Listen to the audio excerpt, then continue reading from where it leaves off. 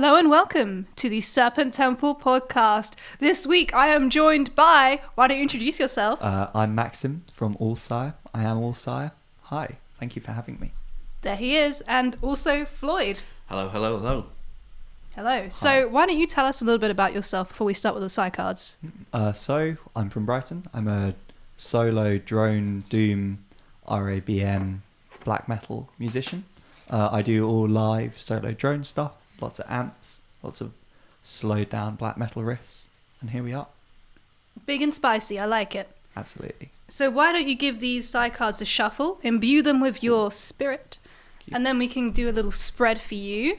While you do so, let's talk a little bit about your music. It's very cool. You were saying that everyone is reminded of a different band. Yeah, so when I talk to people about it, and everyone is always like, oh, that reminds me of something, or even if it's the logos or the album cover or the releases, and they're every single time I get a different band. I haven't had people say the same band once. I've had everything from weirdly Meshuggah on one review. Really? Somehow. Don't know if they strange. like the weird technical things at the 5.8 or something. I've had, Godspeed You Black Emperor, obviously Sun, Bismuth, all of them, the whole range. So this, I didn't tell you this earlier, but the main thing your music reminds me of is Neil Young's soundtrack for Dead Man, the Jim Jarmusch film. Have you ever heard it? No, I haven't. He actually. improvised the whole thing in one take, and it's one of the best soundtracks ever. It's really cool. I recommend it. Yeah, that's what I do. It's all like improvised as well. Nice. Obviously set progressions, but whatever feels good for them, which is the best thing about being on yourself. No drummers. It's great. Well, okay, so let's start with the spread. Yeah. We're gonna start with a 6-card spread. So why don't you take the cards? I'll just put my hand where you need to put them. Cool. So put one there, another one there, another one there, and then 3 below, basically. What's the card that always comes up again? I swear there's always one card that always The comes up. Fool. Yeah, I think It's that's always the That's Fool. definitely going to come up for me. It's the fine. musician's card, for Definitely. sure. Yeah, let me just remember if I'm doing it right, because it's been a while. I'm pretty sure... Oh, no, there's another row. That's Another it. row at the top. So you We want, want 9. yeah, it is 9 cards, not 6. I was like, this doesn't look right.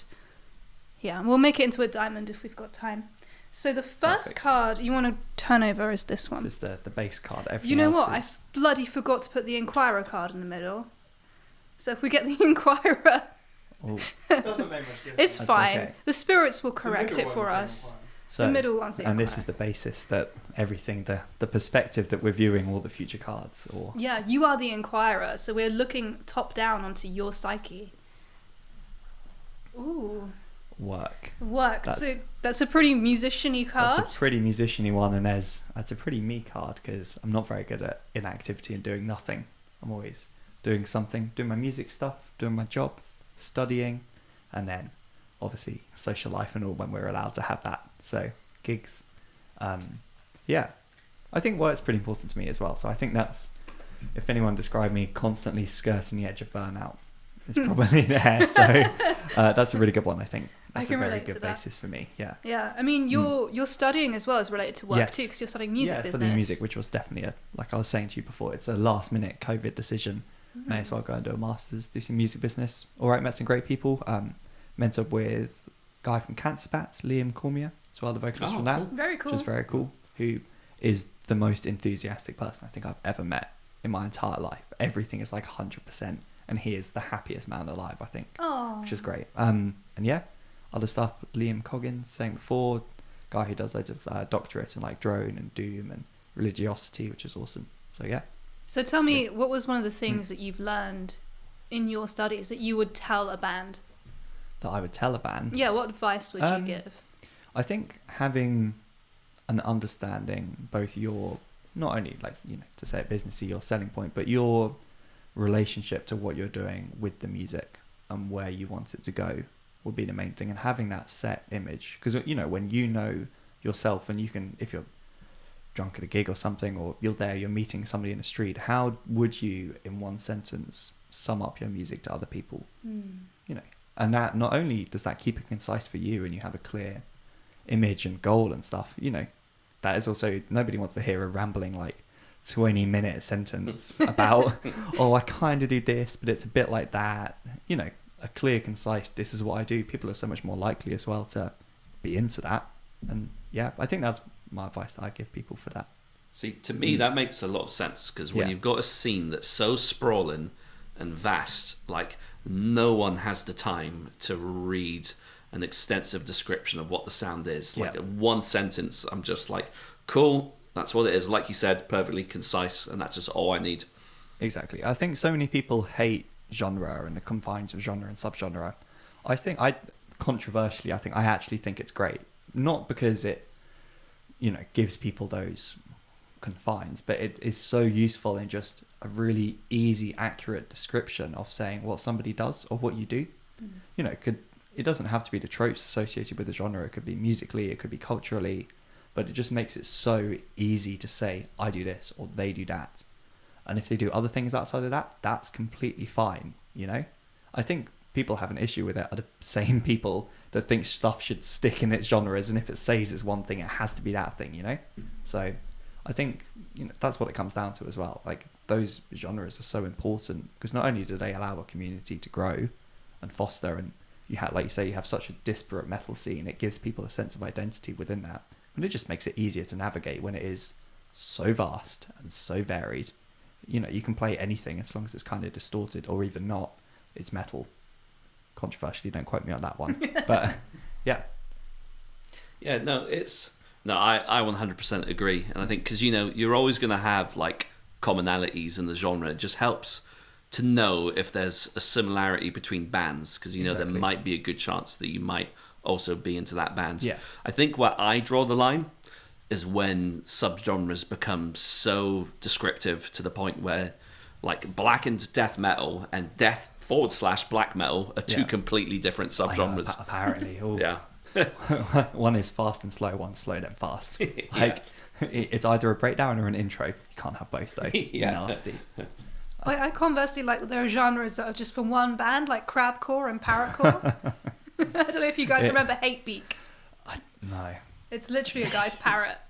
Wasn't that Australian grime band or something? They had that. They sampled the guy's parrot. That was it. No, I do know. Hatebeak. That was it. I love stuff like that though as well. And I think that, and you can be as serious as you want with it, but at the end of the day, it's being able to have that almost humor and tongue-in-cheek recognition of it as well is so important. I think people can get bogged down, but I agree with you guys. I think it's important to have an ability to search for and classify, but I think sometimes people can get restricted by it at the same time too. It can be quite like confining if you think, I'm going to play black metal now. It must all be completely black metal. Exactly. I can't for any reason throw something spicy in there. Yeah, exactly. It's the confines that you put on yourself within music, and like I say, that's for me. I think some people, especially the little basement dwelling black metal purists, would probably hate the fact that I call some of what I do black metal, even though if you sped it up, stuck some blast beats on there, even though I'm playing fast without drums at some points, I still call it black metal because for me it's still at its heart still black metal inspired. It is still black metal. So it sounds like it to me. I don't think we should worry about pleasing those guys anyway. Absolutely not. Yeah, it's got like the main kind of thing I get from it, and I think you might have penned this description yourself of that, how it's like just a reflection of apathy and melancholia, and you totally, and that's such a black metal thing. That whole melancholic. And we were talking before. I love DSBM and hypothermia and everything like that as well, and that's such a big inspiration for me, both songwriting and vocally as well. Which we were talking about those like shrieks and stuff. So and it's funny because I feel like when it comes to like the DSBM vocals, I feel like a lot of people weren't aware of it until kind of Ghost Bath crept onto the scene. And then all of a sudden people were made aware that there's this really shrill, overly emotional vocal style. Exactly. And I remember when they first played at Bloodstock, and all you'd hear in the middle of the night was everybody shrieking like the singer from, it just sounded like a field of goats. Like it's 3 a.m. But that's the thing, that's one of those things as well. People don't realise like it's just as damaging for your throat and stuff if you do it wrong. Because you're forcing it, so high up your throat. If you're not trying to get that resonance for that power, that's when you're just tearing up your vocal cords again. Because it's usually the same if you're like being really sad and screaming into pillow. It might sound the same, but like mechanically it is quite different as well, which is the mistakes I made early on as well. Like the next day, like, hi. We've all been there, but I literally did that before a show once. Oh no. I was like, the day before I had this horrible panic attack, and I was like screaming into a pillow, and the next day I was like, oh no. I Like had big to mistakes. perform. Yeah, big mistake. What a mistake to make. So how about you turn Yeah, this we'll card go for over? the next one. Yeah. What's that? Friendship. Friendship. Ooh. I think that's Ooh. pretty good for me as well. Yeah, you're a very amiable guy. Yeah, pretty amiable. I'm one of those people that just kind of has friends everywhere. Like, people think, oh, I do this, or I'll work with someone and be friends with them, and then they'll have no idea I do the music stuff. Or through music as well, I know so many random weird people that when I'm kind of drunk and tipsy, I'm very friendly as well, even more so. And I love meeting new people, which is dangerous when I just chat absolute shit. But yeah, I think for me, like, friendship's been a really big thing, which has been kind of tough the past year for everyone as well. I think that's been for lots of people who rely on that for as a support network as well, or even just social interaction. Now, I don't consider myself an extrovert. In fact, I think I'm quite introverted, and like I really value my own space. So at the start, it was like, oh man, this is great. Like, I don't have to see people. And when I'm not with people, I'm not one of those people who I'm always messaging people, or I'm in loads of group chats, and you know, I'm always talking to my friends, because I'm really not.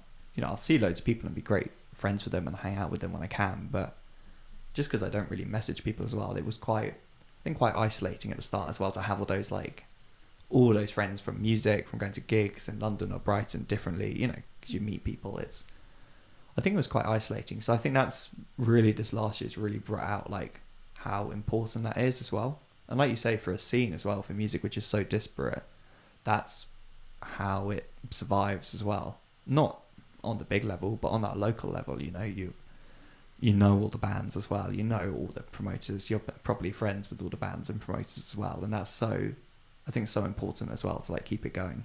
I don't know. I definitely get the impression from having gone to a few shows in Brighton and like having experienced bits of the Brighton scene, is it's so friendly. There are so many like really cool, kind people there that like, not that it's not the case in London, but it's I think in London there's definitely an element of like coolness and distance, and sometimes people are like I don't know, I don't feel like it's as approachable in London, whereas if I went to Brighton, people would like come up to me and just be like, hey, and let's have a conversation. I think that's pretty endemic of London though as well, you know. It's like on the tube, everyone is like that. If you talk to someone, it's like massive faux pas, like, oh, what are you doing, or why are you talking to me, do you want money, because I'm not going to give you any, you know, like. But I think in Brighton as well, it's kind of similar. I'm a bit, if someone chats to me on the bus, it's like, what are you doing? Please, I just want to listen to music. But yeah, gigs especially, it's such a, Brighton is small, but with a varied scene, really good doom scene, and a pretty good extreme metal scene at the moment now. You've got, you know, Jackhammer Promotions as well. You've got South Coast Extreme Metal as well, doing really good stuff. And then Astro Noise, obviously, like their event stuff used to be, whatever it was, South Coast Noise Productions or something, and that, you know, became Astro Noise Events, and they're based in Brighton. They do so many good shows. Oh, I didn't know that. Yeah. So that's all based down in Brighton. You've got, you know, and it's such a vibrant city as well. It's known, I guess, for lots of people for like BIM and its indie kids, which is obviously a massive component of it.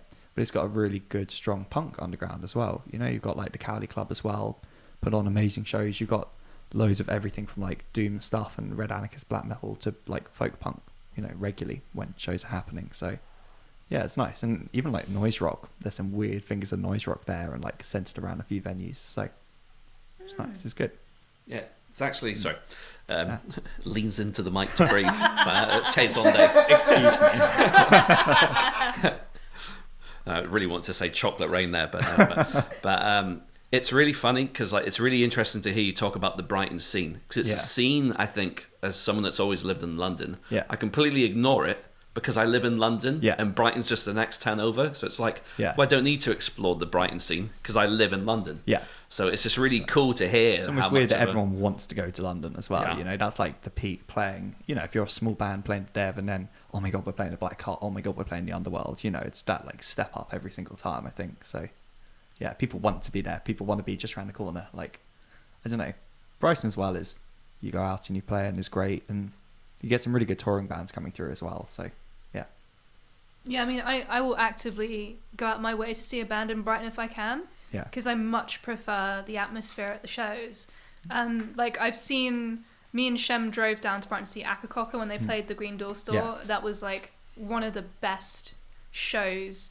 I think I've seen them, like, 5 or 6 times at least, probably more than that now. And that was, like, by far the most joyous Akakoko show. Apart Green from Doors maybe. was such a cool venue though as well. It's lovely. It's got such a wonderful atmosphere there, and like I love the gender neutral toilets, and it's just you feel so comfortable. Exactly. And like all the bar stuff is so nice there oh my as well. god. Like, yeah, I remember going to the toilets and I was just like, I can't remember how, but I ended up having a conversation with a man taking a shit in a cubicle at the same time. as you do. I was like talking to a girl. Like some girl was like, "Oh hey, I know you," and I was like, "Oh hey," and then like some guy who was like taking a dump was like, "Oh." Just chimes in like, "I'm here too." Yeah. Hiya. We're all just standing in these like graffiti toilets with incense burning, like talking about music. It was great. You don't really get that so much in London. I think as well because it's like under the train station, you can get properly loud in there. I think the thing is as well, like when you're sound checking, nobody's in there, it can sound quite harsh because it's just a fucking brick house room, you know, with cobbled floor. But then as soon as it's packed with people and it softens up, it sounds great too because it just soaks up, you know, the sound so well with those massive like bass bins on either side. It's so good. Such a good venue. I think the best show I saw there was I can't remember if it was the same bill or not, but it was Conan and Monolord, and fucking the bass was insane. And I've seen Conan quite a few times. Obviously, you know, you see Monolord around, but that was just the best show from them I think I've seen. Like the room was rattling. They're so fucking heavy. Conan. So fucking. It's just the slow down and Thunder Hoof. It's just gives you the stank face like every time. That's when you know the riff's good. But it's when you see people in the crowd like. Absolutely. You know what I mean? We've got Shem in the background like laughing away. I love that when we're playing because I'm just like la la la and Shem's like doing his big riffing and people are just like I love that it's face. like the metal duck face almost like literally. It's just our Instagram trend. Stank face as a metal when the riff hits like I don't know. Is it you always see the drummers as soon as the double kick starts and the drummers are going there like, you know, they've got their hands up, it's just like, oh, you know, it's got, even if you're not drumming, it's almost just unanimous everywhere. I get that sometimes like, my wrist starts going if I'm watching a band. I'm like, I don't know how to drum. I don't know why my wrist is doing this thing. But it's like, I can't drum, but fuck man, I'll air blast like for days. Yeah. Right. Man, if you ever want to see a funny image, just watch like a death metal or a brutal death metal gig. And turn the sound off and watch everybody in the front row doing the Frank Mullen blast beat hands to no sound. It's Oh my god. Just put the Thomas the Tank Engine theme tune on top. Like sound signal or something. Like so good. Yeah. Well, do you want to go to the next card? It's going to be on the left of work. Yeah. What is that? The Stranger. Friendship in the Stranger. I was going to say, this is pretty...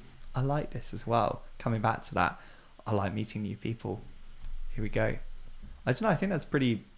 They all tie in together as well. I think, especially when you're in music, those three things are so key. It is work, but you're friends with the people that you work with, and you meet so many new people all the time. If you're a band and you're touring around, you know, if you're at a festival, it's the random people that you meet that actually make that scene, and that's when you make those connections. Not that... Obviously, I'm condoning nepotism, but you know, obviously, everyone is going to want to support people that they like and that they know, and they want to give the chance to. And I think either when you're that stranger coming into it, I think it's so important, you know, to be, you know, to almost not go in with that view of friendship, but go in with the view of being yourself and not being a dick, essentially, is what it comes down to. Same with every walk of life as well. But then because, you know, everyone's been in that group and there's been that one weird guy who's come up, who's been too drunk, who's been too kind of weird or creepy or overly friendly or kind of really distant, but still trying to involve themselves as well. Mm-hmm. And, you know, then you always have those people who come up and are actually really nice and actually really amicable. And, you know, who are you going to want to actually bring down to see, you know, in your show? Who are you more likely to go and see? Who would you reach out to say, oh, hey, I'm doing a new music thing, do you want to come and do this? You know, I think that's so important as well. But I don't know, what do you guys think about that? See, do you know what? I think you've kind of hit a bit of a nail on the head there, because like, whereas I enjoy the relationships I have with people that I know very well, there's something I've sorely missed about being at a festival at 3 a.m. in the morning and going for a piss and spotting a friend, no names, getting them jiu-jitsu lesson and getting the shit kicked out of him at 3 a.m. in the morning. I'm just like, the fuck are you doing? He's like, I'm just learning jiu-jitsu. So no, some dude's just beating the shit out of me. But no, and it's like, I miss the random spontaneous interactions you have with people, which is something I would have said I hated about going to gigs. Yeah, that's the same before. with me. It's like, because I started going to gigs when I was, like a kind of mid-late teenager, and none of my mates were into that sort of music. And now, even though I've got all my mates in music, all of my regular mates still don't quite get it. They don't like that music. They'll come down and watch me play if I'm there. But so I would always just start going to gigs on my own, and I was that kind of weird kid in the corner who was like, oh, everyone knows everyone. I was that kid too. Yeah. So it's and it's so weird suddenly as well. Skip forward a few years and you suddenly realise like, oh, I'm the person that almost, that sort of person that I was watching as well. And it's those things. It's like, now I would hate that random ass kid coming up being like, oh, that was really good or whatever. Like, but now I think it's those things that, like you say, that's what you miss as well. And you miss those random interactions that you have with strangers. And it doesn't even have to be making friends with them. Just those weird little interactions that you have at a show or at a festival, that one conversation which you'll remember for the rest of your life, but you'll never see that person again, you'll never speak to them again, but just those like defining moments that make that for you, isn't it? It's weird how like those people seem to drop off the face of the earth. Like you literally never see them ever again. Yeah. I think, was that just a figment of my imagination? Literally. Yeah. Or there's like, there's that one person who you talk to and they've been to every single show that you've been to and they know all the people that you know, but you have never heard of them and you have never seen it before in your life. And it was always just like the wrong place at the wrong time as well. It's like when Shem, remember when you said you went to see it Enslaved, right? And you watched when they done the three gigs. You went to the Underworld show. Me and you were like next to each other. Yeah, because we both heard that small motherfucker chanting "Enslaved" like non-stop, and that guy's You're so both just getting fucked up. I'm like, look at this big bald prick. Little did you know, like. I was thinking as well on a slightly different note, that whole stranger thing. I think what it comes down to, you were saying about missing actually seeing people in person. I think that whole interaction through the internet as well, even with music stuff, because I've been thinking a lot about that whole parasocial interaction when, even like this with podcasts, when you listen to it and it's three people chatting in a room, they're great because you kind of feel like you're sat on the sofa listening to them as well.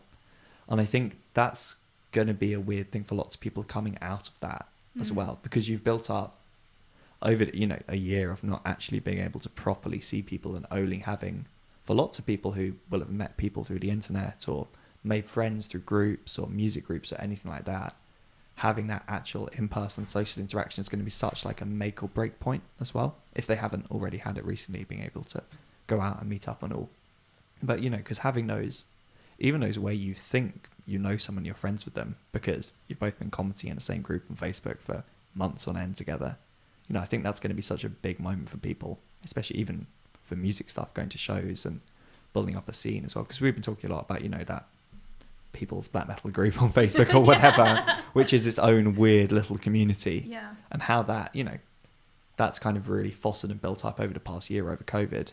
But how's that going to fare, and how's that scene going to fare actually when it's allowed out into the quote unquote the real world and the music world and shows and fans and competing for those spaces? So I think that'd be interesting to see and find out in a weird way.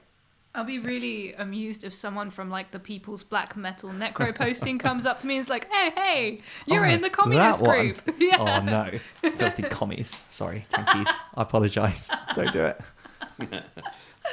Oh dear. Yeah, it's going to be strange because I think a lot of people will be in like the internet communication space of like talking to each other. Like in my head, it's like I'm forming a comment like in a box before I speak. You can't just mute yourself as well, or if someone's annoying you, you can't just mute them. There's no unfriend in real life where like you're in a room with someone. You can't just go up to them and be like, block. Block. Yeah, done.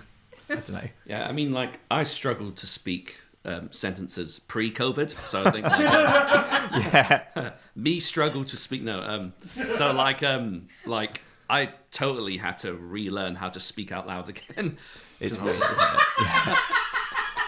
Because all my like face-to-face interactions, apart from my partner and family, whatever, were through like a mask and screen at work, which is mostly old people buying some alcohol, all with hearing aids in, who you then had to shout through a mask and a screen and their hearing aids. And so remembering to talk at a normal person volume again was a bit of a weird one for a while, not just shouting at people through a mask. I think that's going to be a strange one to adjust properly back to in groups. My main thing is that like I can't edit my comments when I speak. So like I'm like, oh, I need a minute to like think about my response so I can say the right thing, because I've always found it difficult to like socially I don't know how to be like talking to human time things with the face and the like am I doing a weird facial expression? Is this an appropriate facial reaction to what you've just said? Is my comment going to be weird? And you spent so much time focusing on like worrying about what you're going to look like as well, or what you're going to say, that fuck, you've missed the whole sentence there. And you can't admit to them that you haven't been listening or like low-key disassociating through that entire conversation. But all you need is just a sign that just says Nina is typing. Just like a little like the Let's hold it up. I'm just standing there with like the three dots. a dot loading thing, and like That's definitely a really good idea. I'm gonna do that from now on. just like a little loading flag. It's like the little wheel with the colours on the back. I'm just like Get one of those like little wind fans, like this is my loading This is phase. really useful. I'm Helpful. going to implement How this. to socialise a 101 in the metal world. Fans. Yeah, I'm just really lucky I don't live in a basement, really. Like, Oh no, you'd be one of those basement dwellers then. I would. I'd just be Yuck. like, oh, I don't know what to say. It's a funny one. You kind of not... Because whereas what you were saying about growing up in a scene with not many people into the same music, I'm totally the same. I grew up in South East London. No motherfucker was into metal. Literally no one. But it's funny because where I work, where I interact with the public sometimes, I forget how awkward a lot of metalheads are.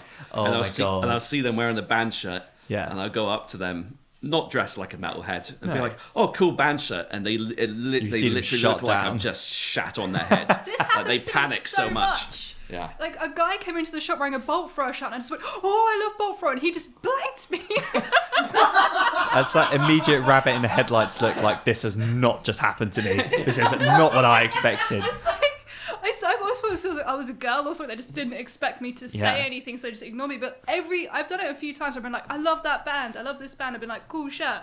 Every single time I've been blanked. I guess because in that whole like, I don't know if you've seen any of the Raised by Al sketches and shit. They're like, oh, they're hilarious. They've done so many great ones. It's like when you see a metalhead in public or whatever. But I think it's so true. Like when you see someone else, you almost like you take stock. You look at what they're wearing. You look at the patches. You look at a band T-shirt, and you make those assumptions. But you're also like mentally prepared to talk about what you're wearing, and it's like, right, I know which patches on my jacket, and I know the shirt that I've got on today. I've got my facts ready in case they question me on that. But it's almost like when someone blindsides you with that, you don't have that preparedness as well. You're not ready to talk about metal. You're not in that mindset. I don't know.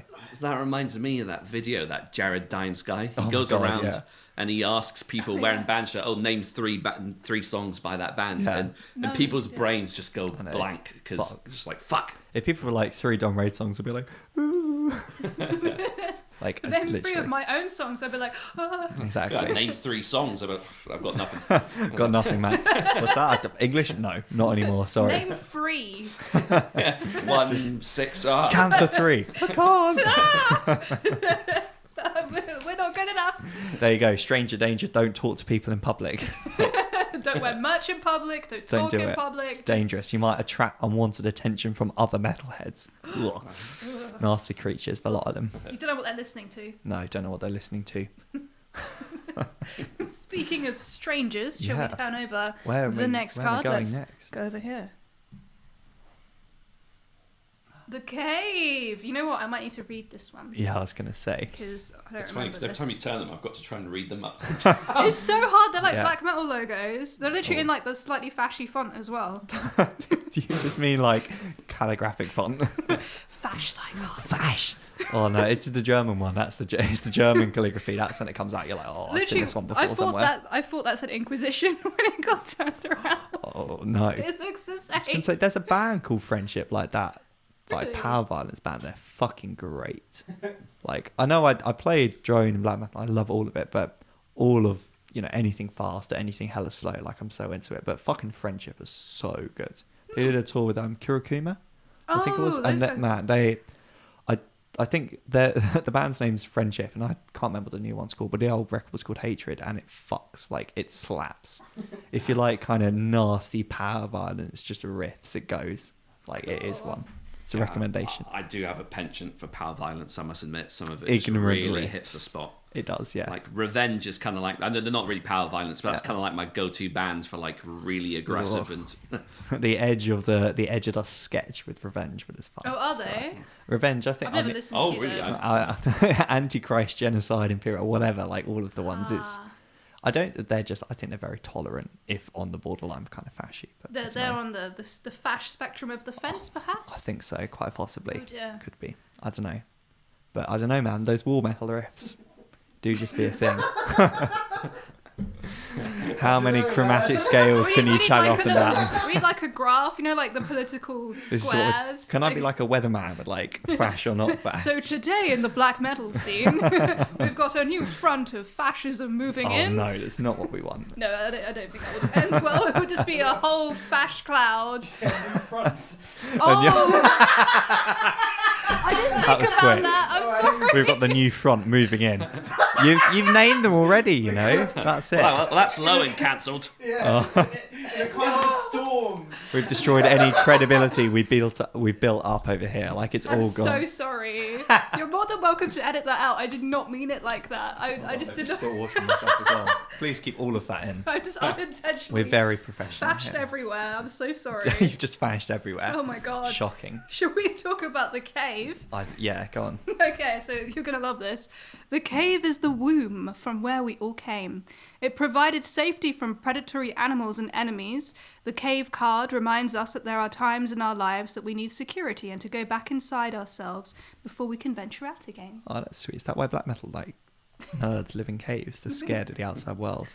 I mean, there is Bit of like safety there's like from a woman. on the card. There's like a naked person in the fetal position holding their head. Oh man, just black metal. That's so metal. It's the most black metal thing I've heard. I shit on black metal a lot. I do love black metal. I promise. I promise.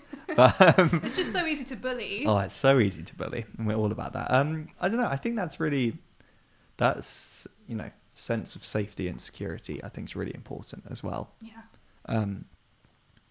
I think, without talking about as a musician or being able to play shows, or because I did everyone's like, oh, what's the last show you went to before lockdown? And it was literally one that I played at where I was meant to be doing my old band and then the drummer couldn't make it or whatever. So I subbed in and that was the first.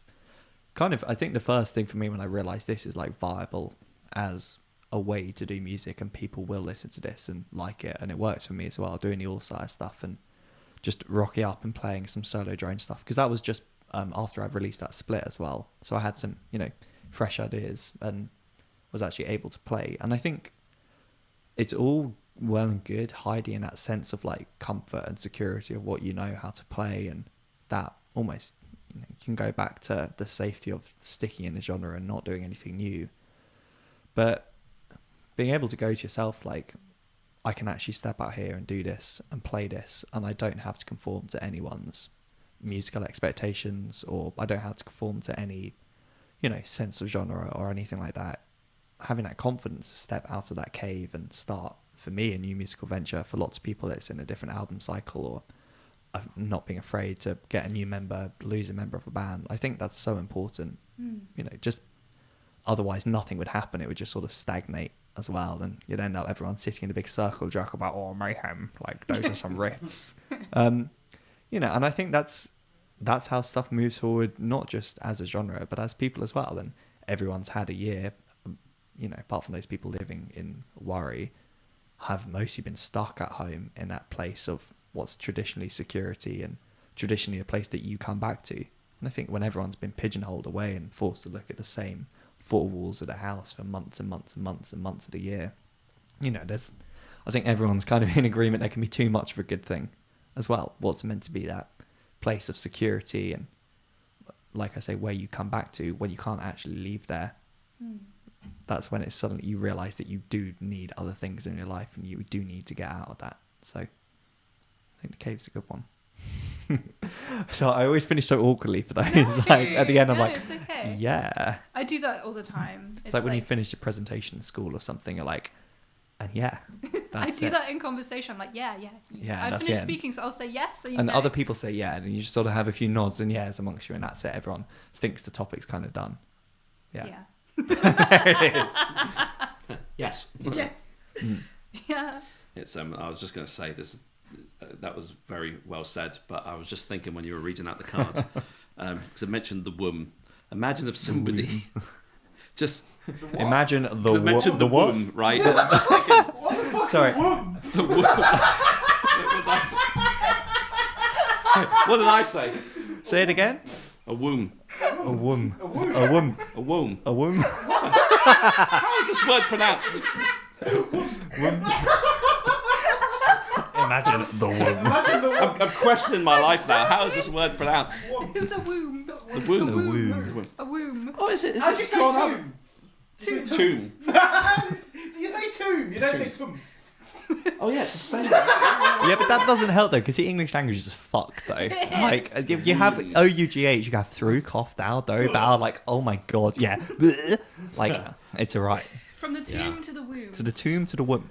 Yeah, okay. There you No, go. we just love ribbon Floyd. Absolutely, it's alright. I'm jumping on this bandwagon. It's Oh fine. my God, that's, Fully I deserve it for how identify much I the pick people weakest up, other member of the people group up here. The womb. But Anyway, sorry. Sorry. imagine referring to your mother's womb as her cave. You're just gonna hear disembodied laughter now from the background. It was the point I wanted to make. Like, how rough does that sound? So, where Your did you mother- come from? My mother's cave. The mother's cave. Yeah. Ugh, That's like some rough slang. that is, yeah. Oh god. Ugh. It's all wet and slimy and dark. Oh, no. Like, oh. But going on from your point, like Yeah. what this year has kind of felt like to me is a bit like when you used to get the summer school holidays where you've got 6 or 7 weeks off, wherever it was, and you're bored by the end. Yeah.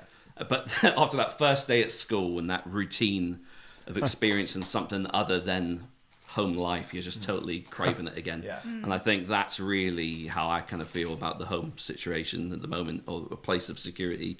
Like, there's not been enough.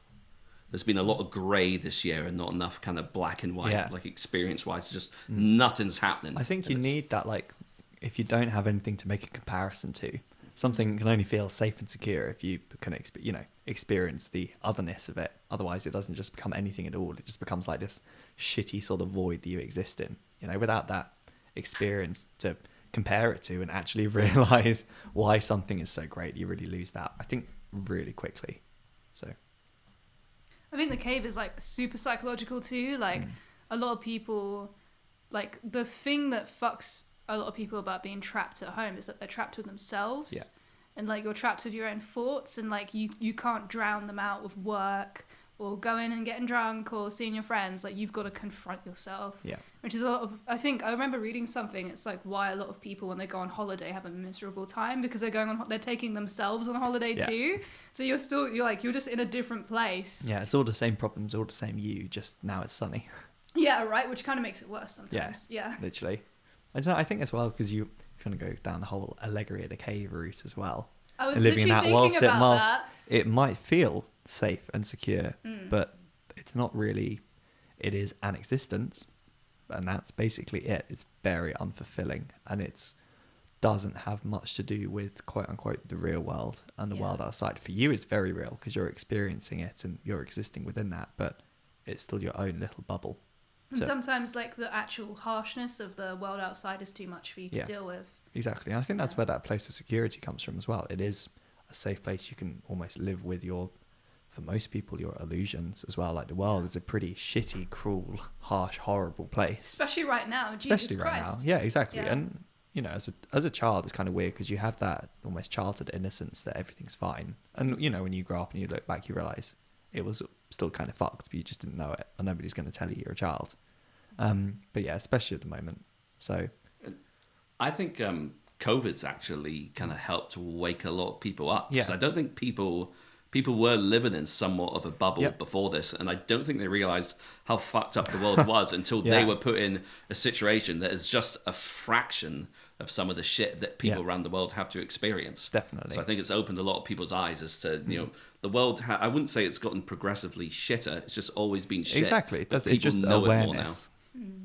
People, literally becoming more aware of what the fuck is going on as well. I think scary, but kind of has to happen, you know. When you were a kid, did you ever do the thing where if you're scared, you put like your blanket over your head, and then you feel like everything's kind of more okay? I can't say I actually did. No way. I don't know. I was a bit of a strange child, I guess. I don't know. I kind of lived. I was kind of weird. Like I was, you know, as a young teenager or whatever, I was reading like full on like adult, not fiction, non-fiction books, I guess you could say, about like, what was it? I think it was about, you know, the former Republic of Yugoslavia and all like the atrocities and stuff there. I think I got given a book on like the SS one. SS? That's a bit awkward. SAS. Oh, okay. Bit different. Much different. Yeah, very different. Which I was reading, and that, you know, had pictures, I think, of like dead bodies and stuff in the inside. And I was like 12 or something, or 11, reading that, and that, you know, that I think was probably quite a formative experience. But for me, it was never scary in a way. It just never, you have that disconnect. It never felt real, and I never felt like I had to confront any of that as well. It was only until I came, you know, got a bit older in my late teenage years that suddenly everything was very, very real.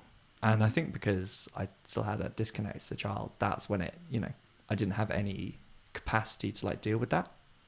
And I didn't, you know, you build up all those almost support mechanisms as well. And, you know, suddenly the world then became a very real, very scary place. And I had no way of dealing with that as well. So, which, that's a little bit of introspection going very deep there.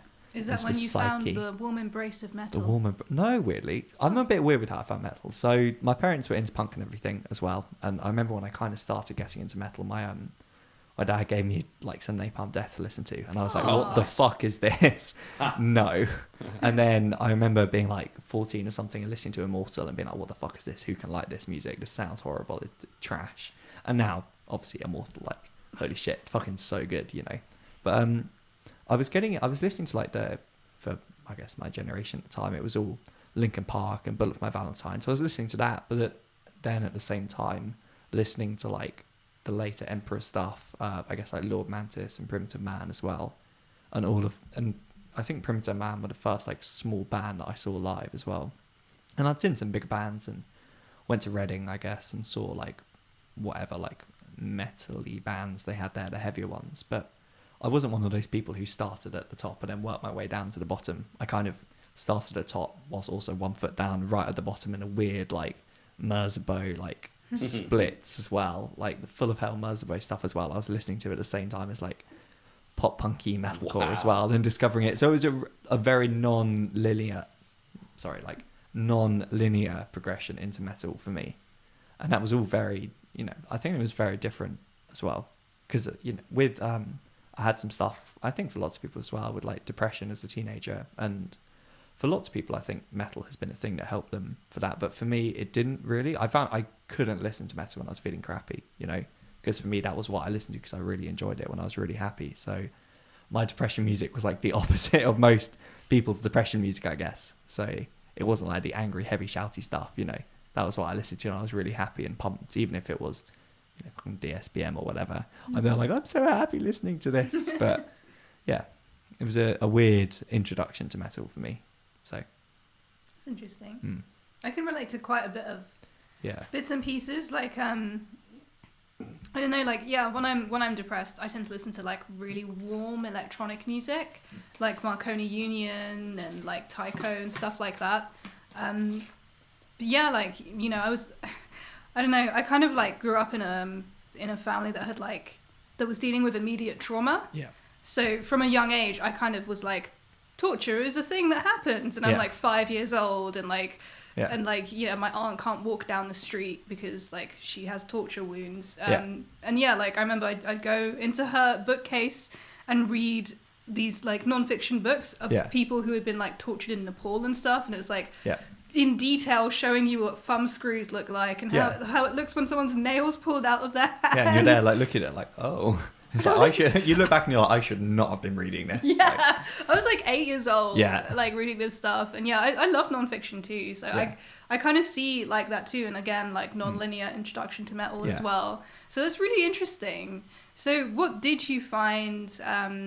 What did you find to be your place of retreat that wasn't necessarily music? for me, it was not like sad boy indie music, but just regular, kind of like weird, poppy indie stuff as well, because it's like no thoughts, brain empty, easy listening. You know, it's something that you can almost connect with easily on a visceral level without having to think about or digest or decode or anything. You can just absorb it and almost, I think in that sense, like wallow in your feelings for a bit, which everyone does. A bit of melancholia. Exactly, nothing like that. And I think for me, I don't have many of those issues or anything now. I'm very happy and confident within myself, and you know, I only get better with that, I think. But and having those practices in place and recognizing within myself if something's not right and knowing how to fix it and knowing why it's probably not wrong as well, or not right even. I think music can be a big part of that as well. But for someone who literally like lives and breathes music, it's not weirdly disconnected from that as well. Does it feel too much like work sometimes? As in, like, does music feel like work? Like when you're listening to it to unwind, did you find yourself like analysing Not things really. and- I can definitely, like, I'll do that. Yeah. Definitely. I don't think I'll ever not be able to do that. And that was the one curse of like learning theory on a guitar or something like that. It's like, oh, I know what they did there, like a little wink musically or whatever. But I'll actively listen to stuff. But no, I'll stick stuff in the background. I'm quite happy to both, I guess you can say, actively listen and unwind and just have something in the background. So people get annoyed at me because like I'll be waking up like, listening to Power Violence and stuff, like making my morning coffee, having a boogie, and my partner's there like, can you shut the fuck up please, like I'm in bed, can you not? Aww. So I don't know, I think that's kind of weird for me, like as a musician, and my approach as well. Like I was never a metal guitarist. I have played in metal band and done some punk stuff, now I do this as well, but I've always really struggled to write those quote unquote like metal riffs as well. What I play, I'm not a guitarist. I love guitars, I love guitar pedals. I'm such a fucking pedal nerd with like my pedal board and stuff. But I'm not, if somebody said, who's your favourite guitarist? I don't know. I don't really like guitar solos. I'm not a shreddy guitar player. I don't really like shreddy guitar or anything like that. For me, it's just what I like, and I like the sound of a tool to play. But my influences are so weird and disparate because I taught myself guitar. I had some lessons later down the line, but everything I did was self-taught as well. And most of that understanding of what I played came from learning some songs by ear on the internet and stuff. So, I'm not... If someone said, who's your favourite metal guitarist? I would have no idea. If someone said, play your favourite metal riff, I probably couldn't. I don't know. And I never really now take the time to learn songs at all or anything. I just write my own stuff, and I don't even have, in a weird way, I don't have those influences there as well. And coming back to like the cave as well, it's kind of scary for me because I don't have that place and sense of security as a musician for what I play. I've got the stuff that I've written, but I don't have almost a home genre as a player that I can go back to and stick on a backing track and jam along to or whatever as well. So it's kind of weird. Every time I try and write something new is a bit scary and stepping out of that comfort place of the riffs that I've already written. So yeah. That is really, really cool. Very relatable. Yeah. From like our end of the pond. Definitely. For sure. So you don't have any guitarists that you like, but do you feel there are musicians that you feel a kinship with? Kind of. I do have guitarists I like, but as a player and a writer, as an influence, I think that's what I really struggle with. Yeah. I can kind of see where I get my approach from necessarily, but not as a player, like, and how I play and what I play. For me, those big emotional, whatever music it is, that emotional connection to it. I know I said I had that disconnect, but having that almost emotional sound to it and those big chords, and that's what I've always been attracted to. Why I really like DSBM as well, because it's so emotionally charged. Why one of my favorite bands probably at the moment going is like Conjurer as well, you know. So heavy but so emotional at the same time, and it's not just cookie cutter like chuck chuck chuck. They have really cool songwriting and really, you know, actually interesting and different emotional parts which are heavy without just going minor chord, minor chord, minor chord, you know. And that's so important for me, and that approach is really key for me. And I really like some avant-garde stuff as well. I've been listening to lots of, do you know Carly Malone? She did so she's like a avant-garde composition organ player as well. She did a live organ piece with some, I think, like vocal stuff she composed, and that she had Stephen O'Malley from Sono. Oh, wow. He came out, and it was all like prepared organ stuff as well. I love all Semi-improvised. It was awesome. Carly Malone, I think, Festival Movements, something. Cool. Very good. I'll check it out. Yeah, but that for me as well, and Sarah Davachi as well. She's a big influence for me in terms of as a improvised player who works from prepared ideas which are then improvised around and what feels good, or even it's I play this note for this long rather than this many times, and it's to do with the time scale as well. That approach is so almost formative for me. It's almost quite nice in the sense saying it's actually okay to not play exactly the same thing every time. It's okay to not write verse, chorus, riff A 20 times, riff B 3 times, you know? It's so thrilling to improvise as well. Exactly. Yeah, sorry, I didn't mean to interrupt you. No, of course. I was going to say it's really freeing, but again, very scary. That's kind of part of the enjoyment, right? Is like going, oh my god, what if I just do something ridiculous and it sounds terrible and I squeak, or like some weird, horrible clash happens, but like the feeling you get during and after is like so incomparable compared to just performing a song you've prepared. It's very, you finish and you just sit down and you sit there and it's just like, that's it. It's very almost mellow in a way. And when I did, when I recorded Sisters, the last thing I did, that was the same. That was the first take, all in one sitting, just rolled live. And that I almost played 5 minutes in to kind of regain conscious 20 minutes later, having played like 15, 20 minutes of music. And, you know, when you're in, I think you called it that flow state or whatever. Yeah. But there's no awareness of time. You're just completely, wholly, mentally, physically focused on what you're doing. And I think that's when it strips away, you know, those fears that you have, and you step out of that sense of security as a writer, as a musician, as a player, as a songwriter. And that's, for me, when I have that emotional connection, not when I'm mentally involved in it, but when that is what I'm doing. It's almost like a state of being as well. You know, I'm sure if you've experienced that as musicians as well, and it was suddenly scary about 20 minutes in, like I say, I kind of regained consciousness and I'm like, oh no, I've got 10 minutes. What was I doing? And then, you know, it's like kind of dive back in. But I say regain consciousness because that's literally what it felt like. It felt like waking up from almost like a trance that you're, a state of being in. So yeah, you kind of have to confront yourself, but then also kind of kill yourself, like step out of the cave. Yeah, definitely. And just like burn up in the sun. Exactly. You've got to be prepared to put yourself, and it's finding that right balance between fear and adrenaline, but also inspiration as well. Yeah. Because, you know, if you're in that sense of security, you will never, ever, ever reach that point where you just go. But if the fear is overwhelming and it is too much, you will never, ever feel comfortable enough to let yourself go, because you'll be too scared holding yourself in to do something wrong as well. Yeah. So it's that finding that balance between inspiration, fear, and confidence as well that, you know, will let you as a performer or even as a person as well, just relax and let go and have the confidence that you will be good enough to achieve what you want out of it. So you said there's roughly a 6-month gap between the split you did with Normac and the Sisters track you recorded. Yeah. So how did your approach differ between like the two tracks? Because I think there's a marked the Sisters is so much more cohesive to me. Yeah, I think it's definitely much more. There's a clear progression in me as a songwriter as well. So I think lots of that, the style is very me. When I listen back to my old band with Sundara, when I listen back to my songwriting for that, it's still very me. to my ears anyway. And I think weirdly, the split, the You Mistook the Stars, that bit of a Witcher reference there for the nerds amongst you. Ooh, nice. That is actually kind of strangely disconnected from me as a songwriter, and that was me trying to do something different. And I love it, and I've had so many people who have told me, that's the one for them.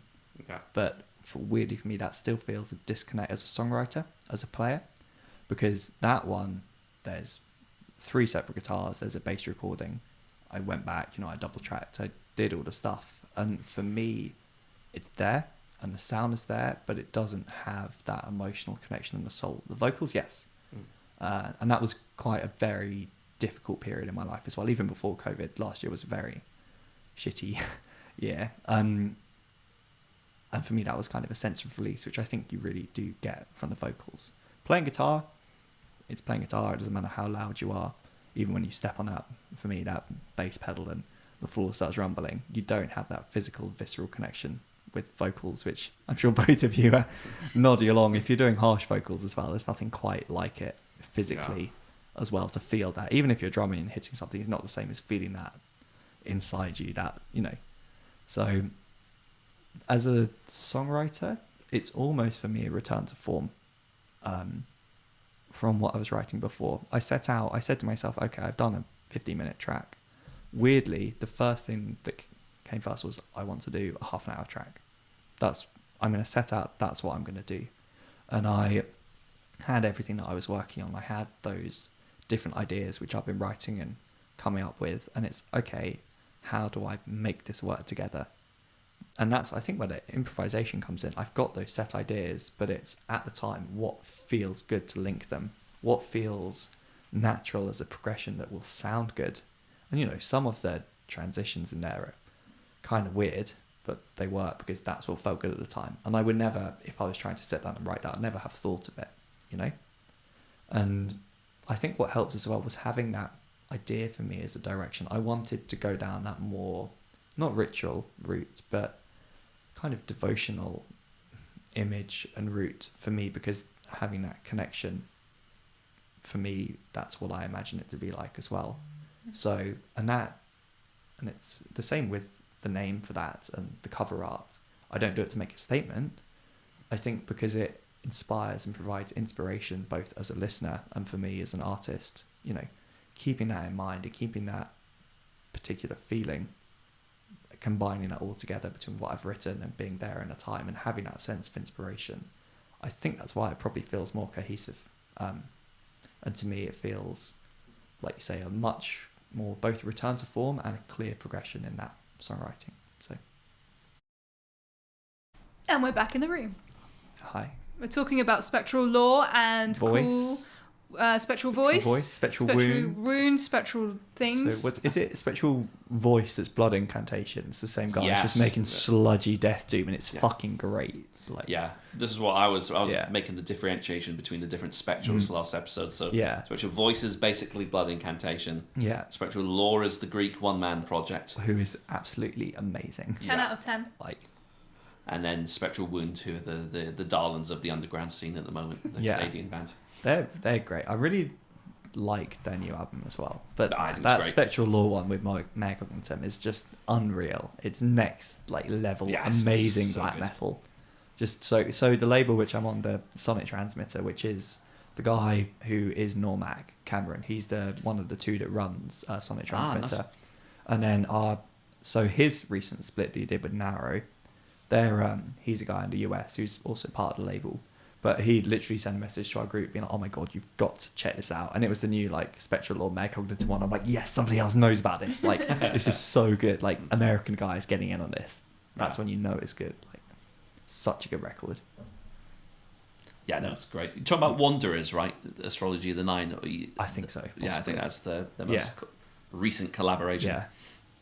It's just amazing. I have such a thing for even though I know a bit biased being my own one man kind of band, I have such a thing for one man bands and even 2-piece bands where it's one person's the drummer, one person does the melodic stuff, just because I think you really get a sense of that person's vision, musically and aesthetically as well. It's all you know, everything is so cohesive because it has to be, because it's coming from one person. Yeah. You know, that's the great thing about bands, is you're adding all the elements from the different members in there.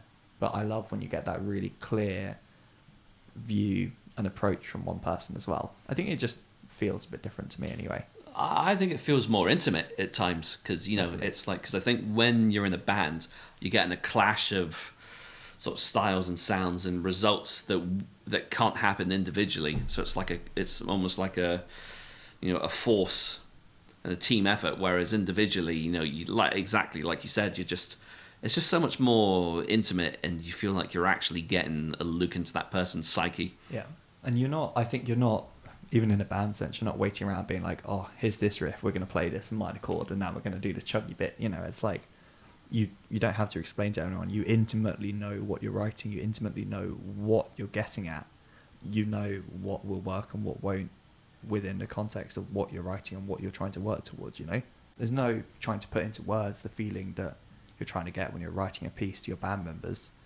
And, you know, even as a vocalist as well, you might have one idea of what the track embodies and where the lyrics are going to go and what the melodies are going to be, and the rest of the band are like, no, this makes us think like this, you know, we've been writing it, so it should sound like this.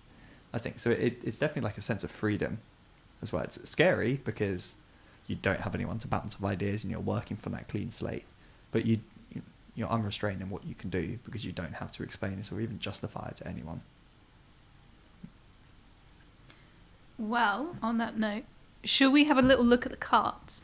Let me explain to you the positions of the cards and how they relate to you, the inquirer. So the inquirer is always in the middle, and it kind of works geographically. Huh? Yeah, that'll work. So basically, these two things on either side inform you. They're like the most direct and closest things to you. The cards on the top are where you're going. So this is coming to you in the future. And then the cards on the bottom are things in your past that inform your present. So this is the present, that's the past, that's the future. If we do the diamond formation, you've kind of got more stuff in your present that's like more coming. I think this way is like more immediately stuff from your past moving away. This is what you're moving towards. This is your end goal, like the most potent end goal you have. And the bottom is the thing that informs you driving towards your end goal. So work is like a very poignant kind of centerpiece for you, especially with like, you've got all the symmetry going on. We always get some really cool symmetry doing this. Yeah, so you've got like the stranger in there. I think for me as well, even with that in mind, with work is me at the center, and then those are the two things that kind of make me tick. That it's genuinely exactly like that for me as a person. You know, I really thrive with my friends and all my different friendship groups and that collaboration, but at the same time, meeting new people and those new experiences and putting myself out there, that's so pertinent to me as not just a musician, you know, but as a person. So I think that's really, and in the future, coming out of the cave as well. Yeah. The cave of my house from COVID. Yeah. So I think it's already hit the nail on the head. I'm interested to see what it's going to come up with next. Would you want to turn over another card? It would be this one. So you're kind of going like... So this is from the past. Ooh. Do you want to talk about this? You don't have to. Family trauma. Yeah. Like... I think it might be a bit personal, but definitely some family trauma with my father. Not in a weird way. Don't worry about that. But yeah, so I think that's actually been... I guess I don't really like to admit, and I say that, you know, before emotionally that music's had that, not disconnect as well, but like I was saying, that was directly related to when You Missed at the Stars, when that came out. I think that was so different as well for me as a songwriter and trying something new musically. It was quite a traumatic time for me, and for me that was a way of dealing with a situation which I'd never ever encountered before, and I'd never, you know, like I was saying, when you're an adult and you have the skills necessary to deal with traumatic events or your psyche or any mental health issues, you know what to do. That was a situation which I'd never ever come across in, you know, my childhood, in my adult life, even in the context of my relationships. So for me, I think that is definitely reflected in the music, and it's so different, and it was a way of me trying to find a way to cope with this really I guess, yeah, you could say like traumatic experience for me at that time. So, which I definitely, for me, like that vocal thing I was saying, that physical, visceral, guttural feeling, I basically did that whole one in the shed, like at the bottom of my garden as well with my amp, and just like a cheap, shitty 57 like knockoff mic, which definitely adds to the feel of that for the vocals as well, the whole black metal in the shed thing. But yeah, I think for me that it makes perfect sense, and moving away from that into the future as well, that's especially now that I have to face the reality of the world opening up, and I can't not ignore problems essentially, but it's a lot more difficult to almost cut things out in a healthy way. And I think musically that's going to be something who, you know, my dad was such a formative figure for me, for my music, was always very supportive actually with anything I wanted to do. And he, you know, like I say, really like punk and metal stuff, but occasionally come back and catch him listening to some Emperor occasionally, whatever. I'm like, oh, this is actually really good. I'm like, I know, right? And it's a weird way for us to connect now when I find some old stuff or like punk stuff happening in Brighton. It's like, oh, there's this band in this place which I played at, which he was at that gig, whatever, you know, 20 years ago and knew that band or knew those people. So it was, I think moving forwards that kind of musically out from that, I guess you could say almost like a shadow of a figure and expectation for music, and almost coming out of that cave of security, of support there, I think will be the next thing for me as well. And I think this is where Allsiah as well, the focus of it is me pushing myself as an individual, as a musician, away from that security, both of what's expected of me as a musician, and yeah, almost like that, combining all those different pieces, which is, I guess, influenced me as a musician and a writer and a songwriter. And going into the future, it's the first thing which has fully combined all of those influences, familial, musically, aesthetically. So yeah. That's a very good way of tying it together. I feel through talking to lots of different people, through personal experience, often after trauma, people can feel strangers to themselves, and you go through a period of kind of self-discovery again when you're healing. Did you find that yourself? I think actually, in a way, the main thing it did for me was affirm the fact that I am. He's off. Sorry. He's off. I think for me, just to finish up with that, it affirmed that I'm happy with myself, and I'm genuinely happy with the direction that I'm taking with everything. It was less discovery and more Affirmation. This is, yeah, exactly, completely more affirmation, and it's okay to do this, and I'm going to be perfectly fine with that, and I'm happy with myself, not just with what I'm doing, with where I'm going, but also as a musician, and I'm very lucky to have what I have. And it definitely, I guess, tested some things with like my mental health or my approach to life, but in the end it really did make me realize that I am actually genuinely happy with lots of points in my life which I never would have appreciated or even questioned before. So scary but affirming. I'm glad that you're okay at the end of it all. Me too. Yeah. Very glad. Well done. Congratulations. You got to through. me. You got there. You're out the cave. We did it. I believe the next card is this one here. That one there. Yeah. Do you want me to turn it over, or do you want to do it? Absolutely. You can reach. Yes. Yes. Yes. Yes. So this is like mainly an affirmation of like, if there's something that you're thinking about for your future and you're not sure about it, yes. Yes. Is there anything that springs to mind? Yes. Go ahead. I think for my future as well, it's sticking to, for me in the future as well, I've got a lot of ideas to talk musically about what I want to do for the follow-up for Sisters. Do some recording in a church. There's a cool art centre which has been like converted to a church in Brighton. Want to get into that, fill it with a load of amps, do some good backline. And it's just that I've got lots of ideas of where I want to take it. But again, it's like with everything coming out of that cave, it's just actually having the balls to step up and say, yes, I can do this, and it's okay to do this, and I don't need anyone to tell me that I can do this. So it's a pretty good sign to actually just say yes and put into practice those ideas which I've been thinking about for a while. It doesn't necessarily have to be, you know, the music and the riffs or however I want to do it. It's just even like the format, the layout, the art, the direction I want to take it as well, building off that, not spiritual, but almost kind of like I was saying before, devotional and that ritual sense that you can get and inspiration through the music.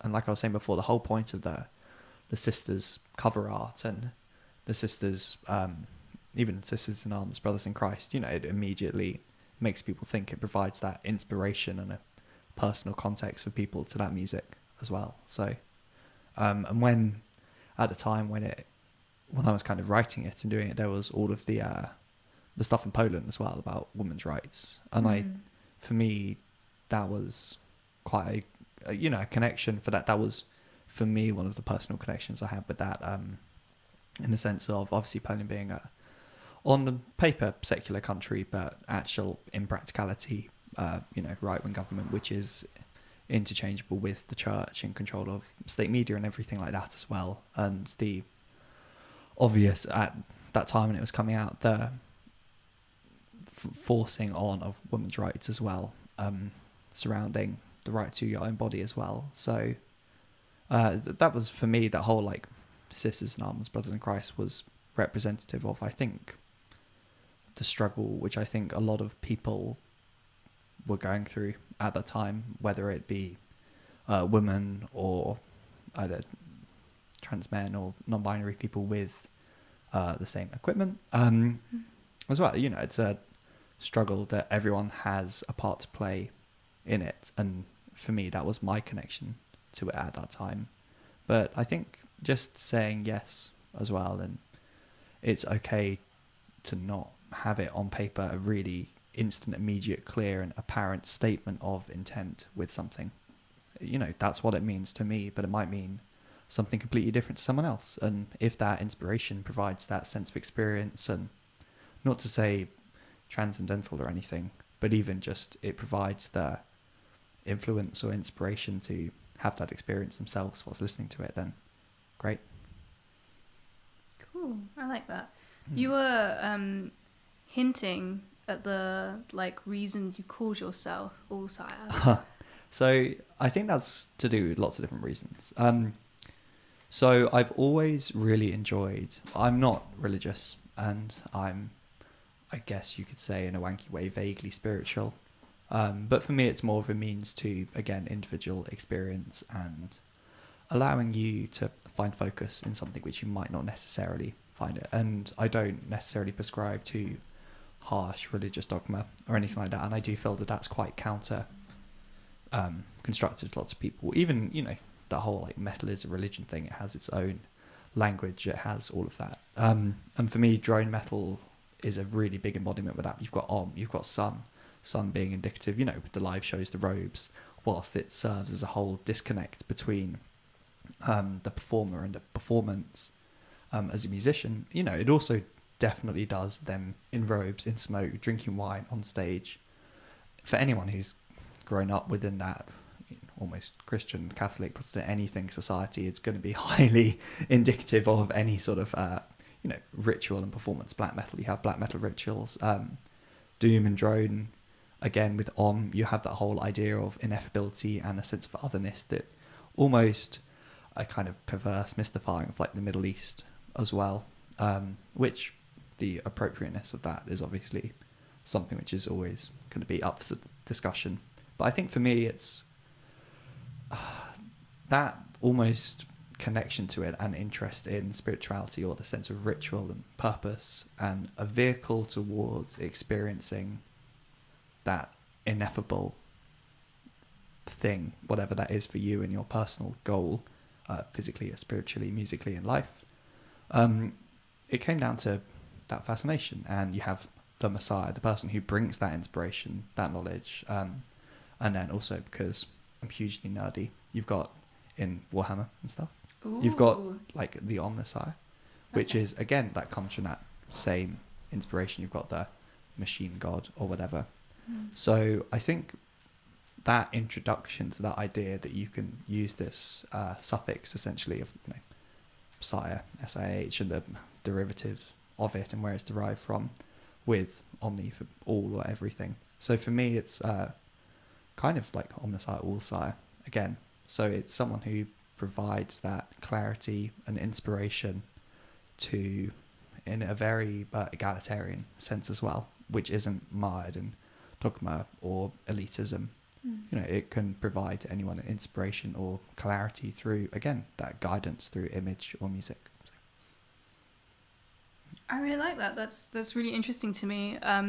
One of my favourite thinkers, Alain De Botton, he's written a lot about ritual and religion and how sort of the death of religion in like the 1900s has led to all this tribalism in terms of music and film, and people are into their things, and like the rise of obsession with famous people because we don't have rituals anymore. It's that celebrity cult status, because the whole emphasis being cult status. Precisely, we're into our cults. We've become kind of like very Greek in ways of like having our little Bacchanalian cults, and we've got our Jordan Peterson cults of like your ascetists cultural and pantheon essentially. Precisely, we've got your Kim Kardashian, and you've got like, you know, your Necro Butcher. I don't know, we've got all these people, these prophets, as you rightly kind of imply, that we can take our inspiration from, and you know, go on our own journeys and archetypes as well.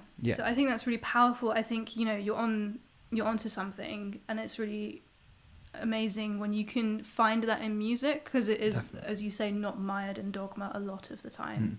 Which on the one hand as well, like that's why I don't like getting drawn into the whole genre conversation, because whilst it is good to describe something, you then also have, each one has its own little niche culture surrounding it as a, you know, not just a musical sheer, here is what is being played and these are the musical tropes. You know, you have the whole culture and community surrounding it, which you've got like a subtext. Exactly. You have a whole subtext, and if I'm trying to think of the word now.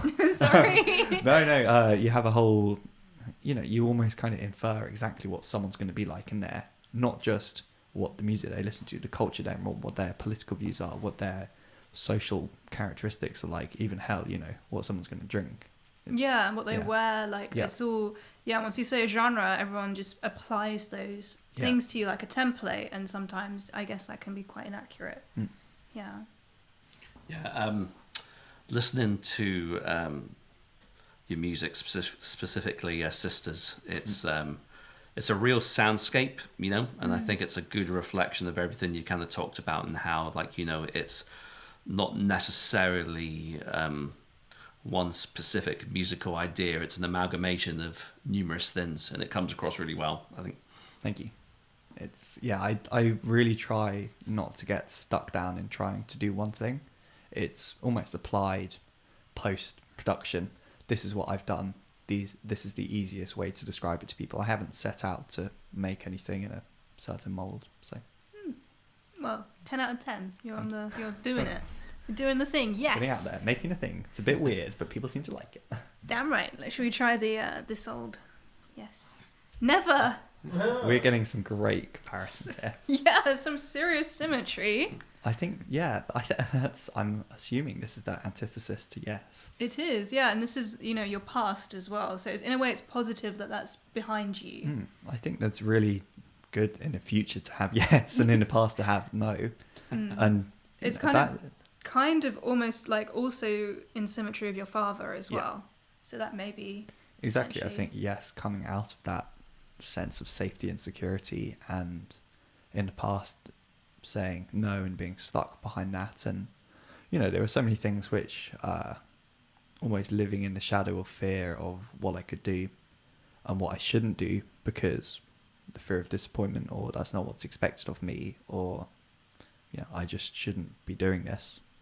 Whereas now in the future, coming out of that sense of security and realizing that actually no, I can do this.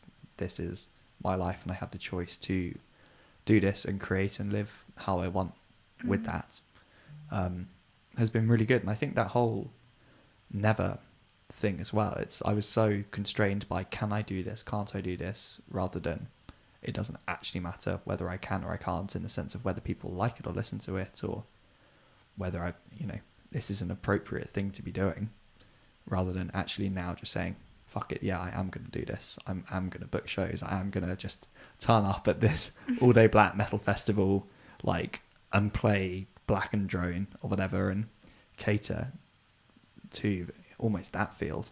So Yeah. I think that's what's really nice about having those different influences. It was the same in my past band, we played everything from doom shows to black metal shows to like a punk squat, and whatever show we were playing, we got described differently to that audience. It's either, oh, this is crusty black metal, oh, this is black and doom, oh, this is doom with black metal, all of that. This is more black metal, this is more doom, this is crust.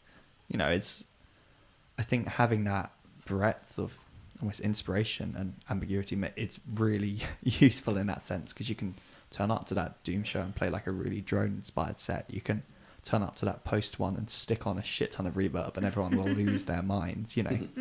It really lends to being able to fit in and out and take whichever hat is required, and I think there's something in there for lots of people. I have all the black metal kids who listen to it saying, oh man, this reminds me of Light Spain by Trees or something like that, or the drone people are like, oh my gosh, this reminds me of Godspeed You Black Emperor or something like that. So it's weird how whatever people's background is, they hear different components of their music. So yeah, it's so you're booked on for quite an interesting one dayer, right, coming up with a Forest of Stars heading it, and Kaina. Is it like Kaina? I think it's Kaina because there's the umlauts over the I. I don't Like naive, so Kaina. Yeah, Kaina. Kaina. I guess. Yeah, I think that's going to be an awesome one, because it's literally, speaking to Dinko about it as well, and he said, oh man, yeah, we want to get like a really good breadth of black metal and stuff on there. So Forest of Stars is obviously really cool, like atmospheric black stuff, but there's Ada who are doing some really cool stuff, and the great thing for me was, because I didn't know when I was booked onto it that Kaina would be there, and the great thing about his stuff is that he is just another solo musician who turns up with just him, which for me was almost, it was kind of scary to be the only person showing up as like that one man act without a drummer who does this something slightly different. And it's almost affirming, because having him there, people are going to go there almost with that expectation, of one man band, something a bit different, which is really nice. And yeah, I think that line is going to be really cool, because there's a really good like black death band on there. You've got atmospheric black metal, you've got like doom black metal. It's just a really big showcase of everything that like the genre has to offer, that's not just cookie cutter second wave weak ass riffs, No offense. And that's at the Green Door store as well. Yeah, Green Door store in Brighton. Yeah. So, which I always seem to keep coming back to the same venues, but It's a damn good venue. It is a damn good venue. So yeah, we'll see what COVID wants to do with that one. But, yeah, I reckon that's a great kind of bill to be on, because I reckon a Forest of Stars are one of those groups that have quite a wide breadth in terms of a demographic anyway, because they are an act who are so different and varied, and so I think that would be quite might even have to pop along to that one myself. Yeah, I really like Forest of Stars. I actually saw them play the Unicorn like 10 years ago. I I'm assuming it was 10 years. I don't know. I was human. I was human. I was gonna say my age. I was gonna say my age, and I was embarrassed. You just said, I am human. So I just said human. I was human. My brain just went, say human. It was like beep boop.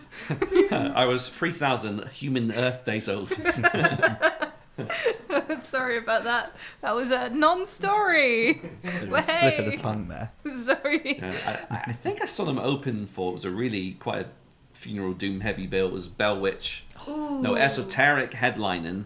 Then Bell Witch, Forest of Stars were there, and someone else was there. Sorry to the other band, because I can't remember who else it was, but it was a damn good lineup. The hoodie that you came away with from that show is so nice. Such a good hoodie, I know. I remember I think it was like the day after you came to work and you were wearing a Bell Witch hoodie, and I was like, oh, it was so good. Yeah, it was just hoodie. like just a few months, I think, after Mirror Reaper came out as well. Yeah. That was one of those like formative releases for me, I think. I think the two bands for that in terms of the funeral doom drone stuff for me, it was like them with just amazing like instrumentation from just one weird, I think it's like a 6-string bass or something ridiculous. Damn. But amazing as a two-piece. And then Body Void as well, who are getting really big now, I think. But I discovered I think it was Swan, one of the first like record they did. It got recommended to me at a record fair like years ago. I was like, oh, this looks cool. People who like Primitive Man like this, and blew me away. Like that blend of absolutely crushing just sound, and then with some crusty stuff. And then now their new, I think Willow from them, their new side project, Hellish Form as well. That's like fucking awesome drone funeral doom stuff as well. So those, and I think the Hellish Form thing came out midway through last year or 2020 even, it could have been. And that as well, that was such a big like influence to me as a songwriter now, especially just hearing that absolute heaviness in sound and tone, which you don't really get from a lot of those like drone metal bands. Bismuth maybe, Carnate maybe, but just like in a modern day setting, amazing. Cool. Yeah, it's good to hear more of like that background that you've got for sure. Would you like to absolutely reveal one of the money cards? So this is kind of where you're going. This is one of your informing forward forces that you've got. So yeah, feel free to. The Liar! Oh, no. I thought it was the Fool again. I thought it was 100%. I don't know. If the bottom one's Yeah. Lose my shit. Well, I'm going to read you the Liar. It's not as bad as you think. Okay, good. Don't worry. This is a performer's card. Because, you know, the jester is the one who can say what no one else can say because of who they are and where they are. And also, like, when you perform, I don't know about you, but often a lot of people are not themselves when they perform. They're in, like, you know, they're wearing a mask. And a lot of being in a band is wearing different masks and presenting yourself in a certain way that isn't, like, always the happy-go-lucky, like, lovely person that you are, right? So that's a big part of the Liar. What number is he? 29. I'll read them to you so you can hopefully relate. Mm-hmm. So it says, masks are to disguise, frighten, or impress the viewer, or to protect the wearer, or to turn them into something else. Masks are personalities. We all put on a face to meet the faces we meet. We all need protective makeup in social situations. Our inner selves are vulnerable and need camouflage or armor. The danger is that we cannot distinguish from the inner and the outer. We develop complex characters for ourselves that become petrified and do not allow the inner self to breathe. When the mask cracks, there can be stress or even breakdown. The Liar card is warning us that we are not being true to our inner natures. Okay, maybe it's not as good as I first anticipated. I think that you can have that good interpretation on it for sure. But again, like, you know, I think this is another thing. This is my interpretation, is that a lot of performers face it. Sometimes we can get lost in those personas, or we can get lost kind of obsessing over how we're perceived. And that can be a path down to those cracks forming. Exactly. Yeah. I think for me as well, not just as a performer and fulfilling that role as well, that ties into those eccentric cards, the stranger and the friendship one as well. As someone who has lots of different friendship groups in many different walks of life, it's one of those things that you come across differently for every single one. And you will definitely always have, for me as well, like some character traits which are present throughout all of them. You know, you're still the same person to all your friends and the people that you know, but definitely some of those different characteristics will naturally come to the forefront when you're with different groups of people. Yeah. And I think now getting to the point where you have interacted with so many different groups individually or one-on-one, especially over the last year, I think coming in the future and all of those coming together, I think that's probably where the tension will be. It's not so much the Liar, and I don't think it's so much hiding behind a mask. It's those different aspects of your personality almost coming together, coming to a head. And none of them are essentially wrong, but none of them are the full truth for it. And lots of people don't see a full scale of you as a person. You know, they only see one characteristic of you. They might see you at work as a fellow employee. They might see you as a musician up on stage, or that person that they've jammed with a couple of times, you know? But it's when you put all of those together that I think that's when the stress can kind of build up as well. Because you feel like you have to maintain all these different, not personalities, but different aspects of yourself, rather than just say, you know, accepting the fact that that's who you are fully as a person and behaving appropriately for yourself rather than how you think everyone thinks you should behave. Have you seen that image of, like, there's like this cat and it's wearing like 3 different outfits, and it's like trying to hold something in one hand. It's got like and like the caption is like me trying to maintain all 5 of my personalities when I'm in like when you're interacting with multiple friend groups. Yeah. Because you've got like a different kind of energy level that you can. I think that's how I feel as well. Yeah, I definitely. Yeah. I get that like on like a birthday when you invite like 5 different friend groups. And you're Yeah. like, oh, I'm this friend to you guys, and I'm this other friend to you guys, and you're just kind of like multitasking. Yeah. We have one. Sorry, no, go on. That's super fucking stressful. That's all I'm gonna say. I hate it. We have So true. There you go. horrible. So we had one Zoom call over lockdown where it's like had been organised by my partner for me for like my birthday or something, where all my different friendship groups that I interacted with were all on one call and I didn't know it. So when I'm on there expecting one group and there's all those different groups, there's that sullen panic of like, oh, wait, do they all know the same me? Which it was fine, obviously, but it's when it's sprung on you like that, it's so stressful because it's like, oh my god, what if I'm different with other people?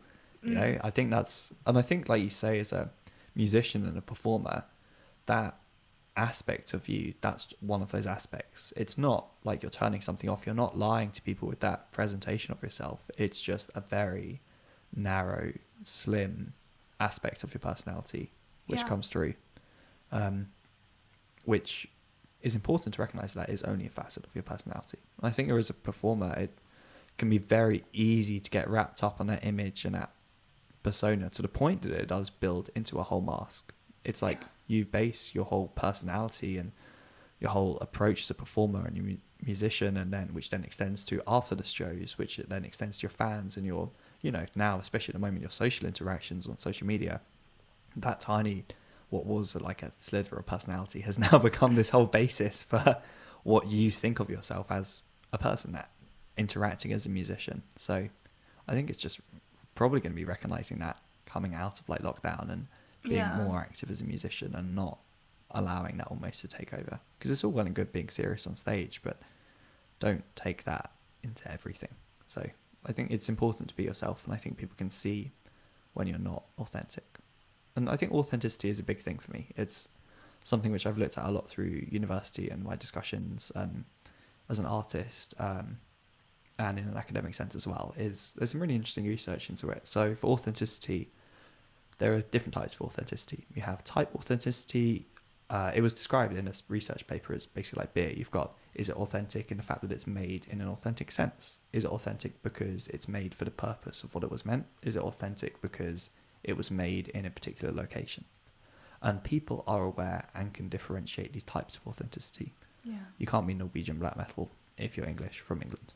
You might be playing authentic Norwegian black metal, but you are not authentically Norwegian black metal, if that makes sense. Yeah. Your music may be authentic, and you're making an authentic artifact, but you yourself will not be authentic if you're trying to present yourself as that.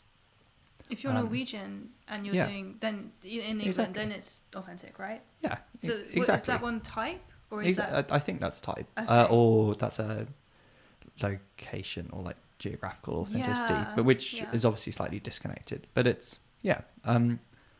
whereas that's really interesting. People are able to differentiate and evaluate all those different types of authenticity individually of each other.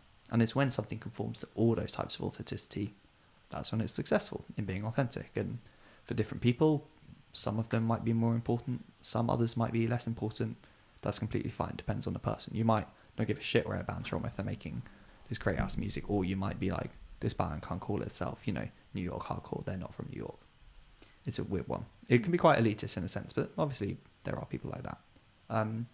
The other interesting part of research is, whilst people can differentiate the types of authenticity, people struggle to determine what is authentically put forward as the truth. Yes. And how important authenticity is past the point of people actually believing if it's authentic. If they believe it's authentic, it doesn't have to be. It's when you see those guitar amps with walls of speakers, but they're just the empty speaker stacks, So I think it's really interesting having that facade of authenticity to most people is more important than actually being authentic, even more so in, a small connected underground scene. So I think there's so much there that you could unpack.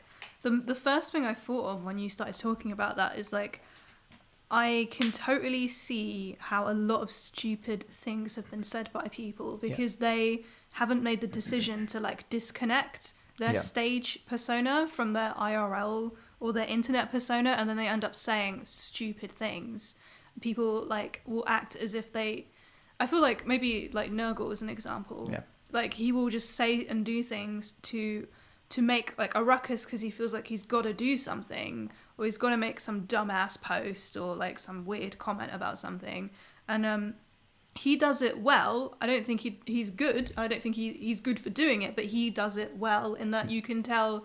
I feel like me and you could probably be like, I don't really buy this, but I think a lot of people would in that same kind of speaker stack way, because a lot of people don't know about the empty speaker stacks that were so common. To the point that it's authentic to them is the point that it's valid, and nobody will ever see past that because it's tick that checkbox. Yeah, this is authentic. This feels real to me, without actually questioning what that real is. So. And then you've got like the breakdowns, the like celebrity breakdowns, which you get in metal as well, where someone's like, but this is who I am. And everyone worships me when I'm like this, when I'm in front of lots of people. So I'm just going to say this crap because I've been given this authority through adoration, you know? Yeah. But I don't think that's necessarily where you're going with this card. I certainly hope I'm not. But I think it's definitely something in the future to be aware of as well. Yeah. And coming out and from all of that interaction over the internet is... I think people will say a lot of things because there's no repercussions, because it's just there. It's very easy to type some words onto a screen, click send, and that's it. It's very disconnected. So I think coming out of that and almost relearning how to appropriately react socially. We were saying earlier, you can't edit something you've already said like you can a comment or something. So, and that's exactly it. You know, it's owning up to how to behave again. I think things are going to be quite joyous when they do resume, because one thing I've always noticed is there almost seems to be like dueling realities at the moment. You've got stuff that happens online and stuff that happens in the real world, and people are so much more negative online than they appear to be in the real world. Like even if you take the microcosm of the metal scene and you look at people chatting shit to each other and being elitist online, but then you go to a show and there's none of that. There is literally barely any of that. I mean, it depends what sort of show you go to. Cause I know you are at the show. Yeah, very true. Name 3. Name 3. Name 3 things. Floyd, name 3 things right now. Name 3 things. 3 shows that you want to go pretending you're at a show. Fuck. Fuck, shit, balls. Correct. You're a poser. Nice. Oh, you may enter. Yeah. You may have entry. Yeah. Name the 3 bands on the bill. It's a solo headline show. Nice. My dream. Or complete control. One thing I thought was interesting about this card arrangement, and this is just for me in particular, is that the lyre is directly above work. So I feel like that is the place where I put on most of my facade and wear my mask. Yeah. So I felt like I'm in the position where I have to be quite diplomatic and withhold certain information to people for fear of the repercussions. Yeah, I think the thing, I'm not afraid at work. If someone picks up something like, well, I like this, I'm not afraid to say, no, it's trash, put it down. Which they do come back, to be honest, because they trust my judgment now, and they ask me, what will I like? But yeah, you do almost have that when you know something's bad, and when you know that someone's not going to like it, but you know you still have to sell it to them anyway. And I think that's the worst part. And it's so true with work, though. It's when you put on that fake aid with different customers, and depending on what you're doing, you almost have like different fake aids for different workplaces. I'm sure you behave differently in the rehearsal room or when you're playing on stage or with other bands than you would with customers at work. Just because that nature of, not appropriateness, but just, I find myself at the merch stand kind of becoming confused sometimes. I'm like, wait, this is my stuff I'm selling.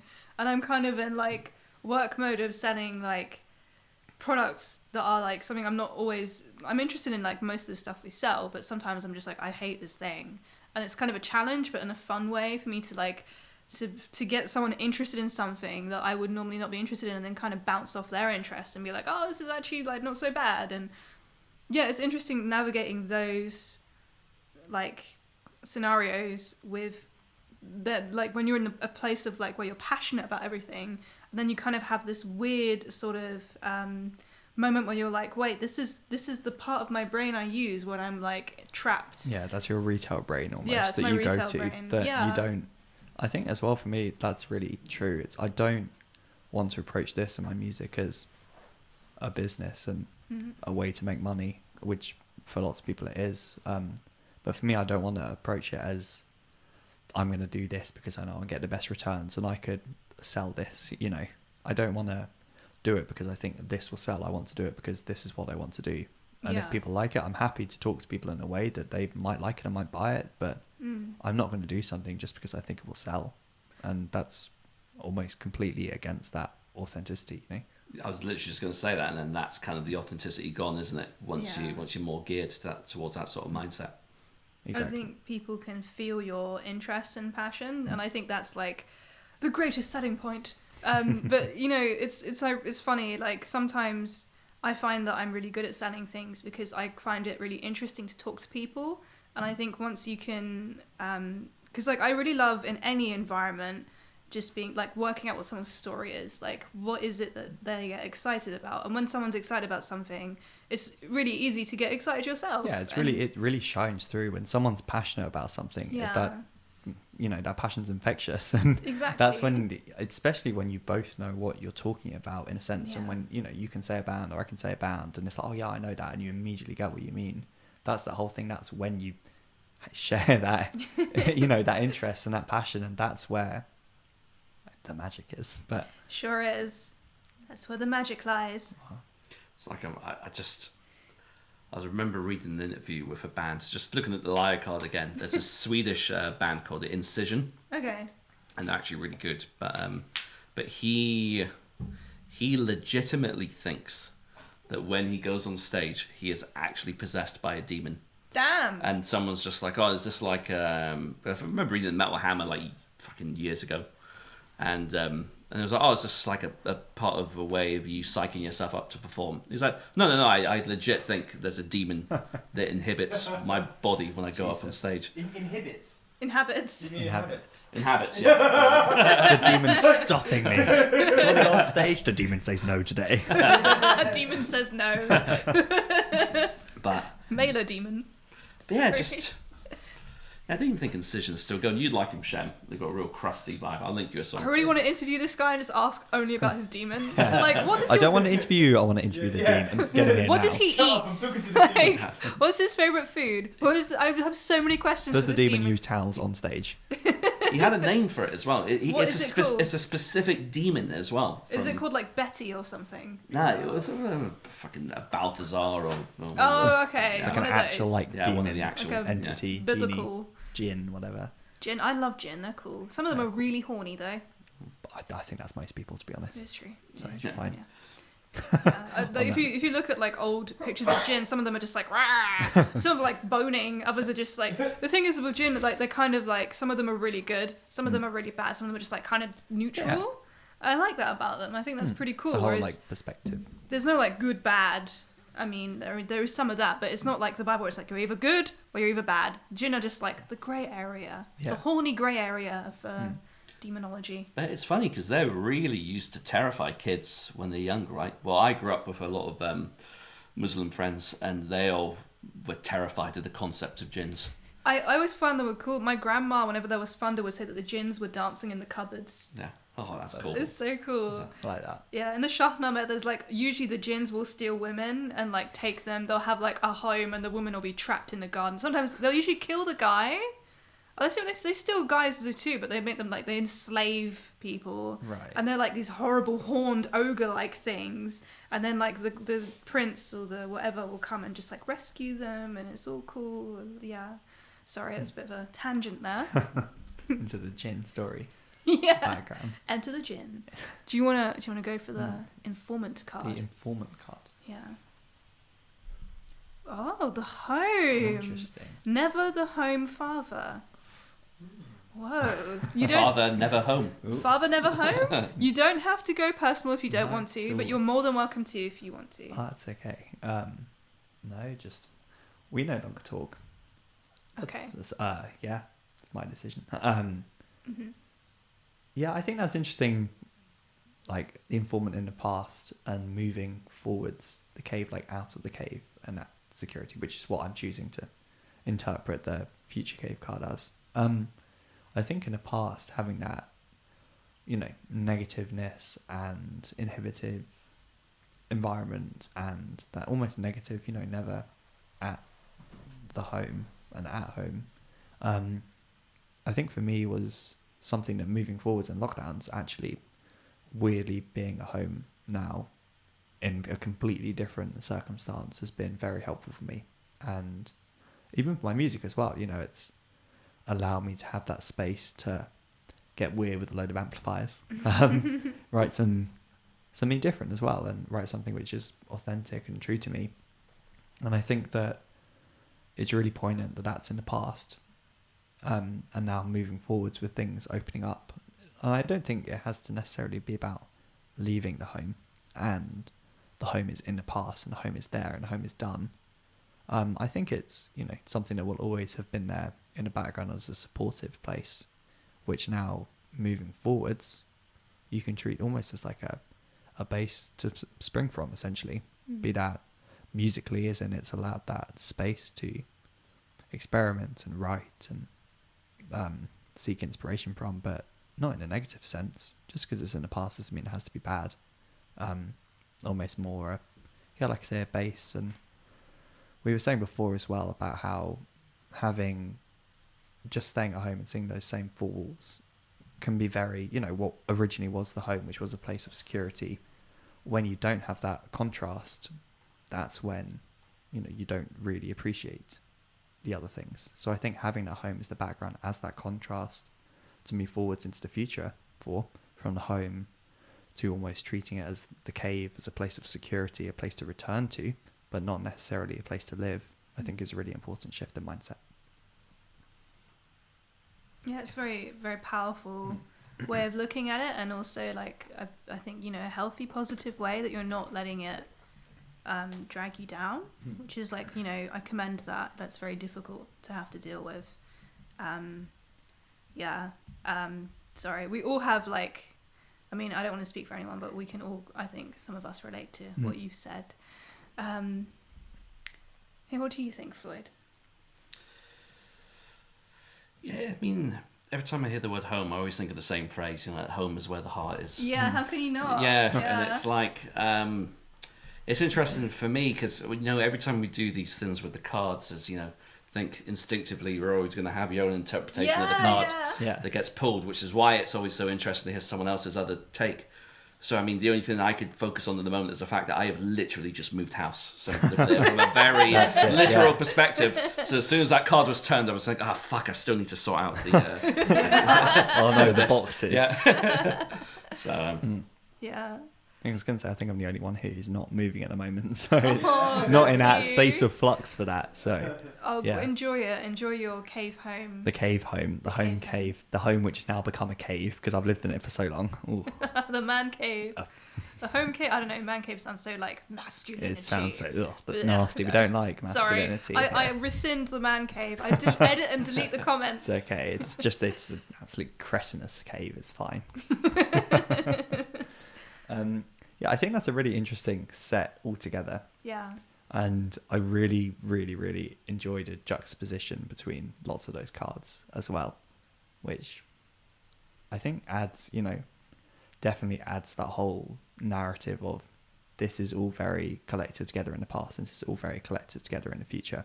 Yeah. And I'm quite a positive person generally. And, you know, I think realistically speaking, I'm not, oh my God, everything's great and optimistic, but I do generally try to see the good things. And if something bad's happened, treat it as a, you know, formative experience rather than wallow in grief or pity or anything like that. So I think it's really nice to see that almost positive, for me, positive narrative with that solid basis of, you know, for me, work, friendship, and then the stranger as well.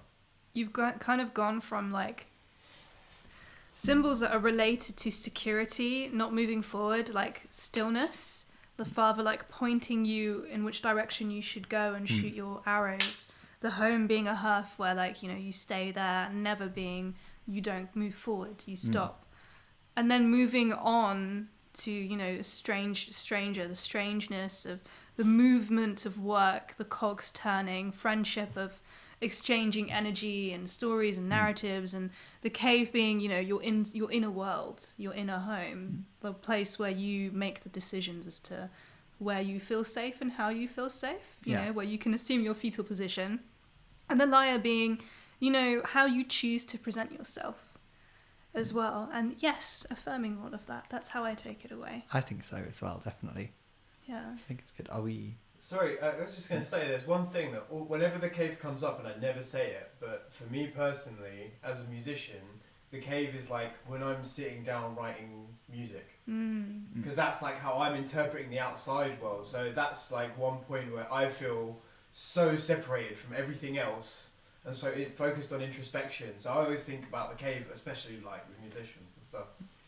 I think it's kind of weird for me as well, because I don't write on an electric as well. I write everything that I do, I write on an acoustic. And I think for me that's because obviously you're not like, when you're a guitarist in a band and you have a keyboard and then another guitarist and bass and drums and anything, your challenge is not just what you're playing but also how to fit into that whole massive picture. You know, how do you sonically have your space? And I think that's a problem which everyone deals with and learns how to deal with and knows how to deal with. For me, because it's just me, I have to fill that space. There's nothing to hide behind, essentially, and what might sound like the best guitar tone like in the world in a band setting would probably sound horrendously thin and reedy on its own without any of that supporting instrumentation. So whereas I'm sure my guitar tone sounds fucking dog shit with like a full band, it would not sound good.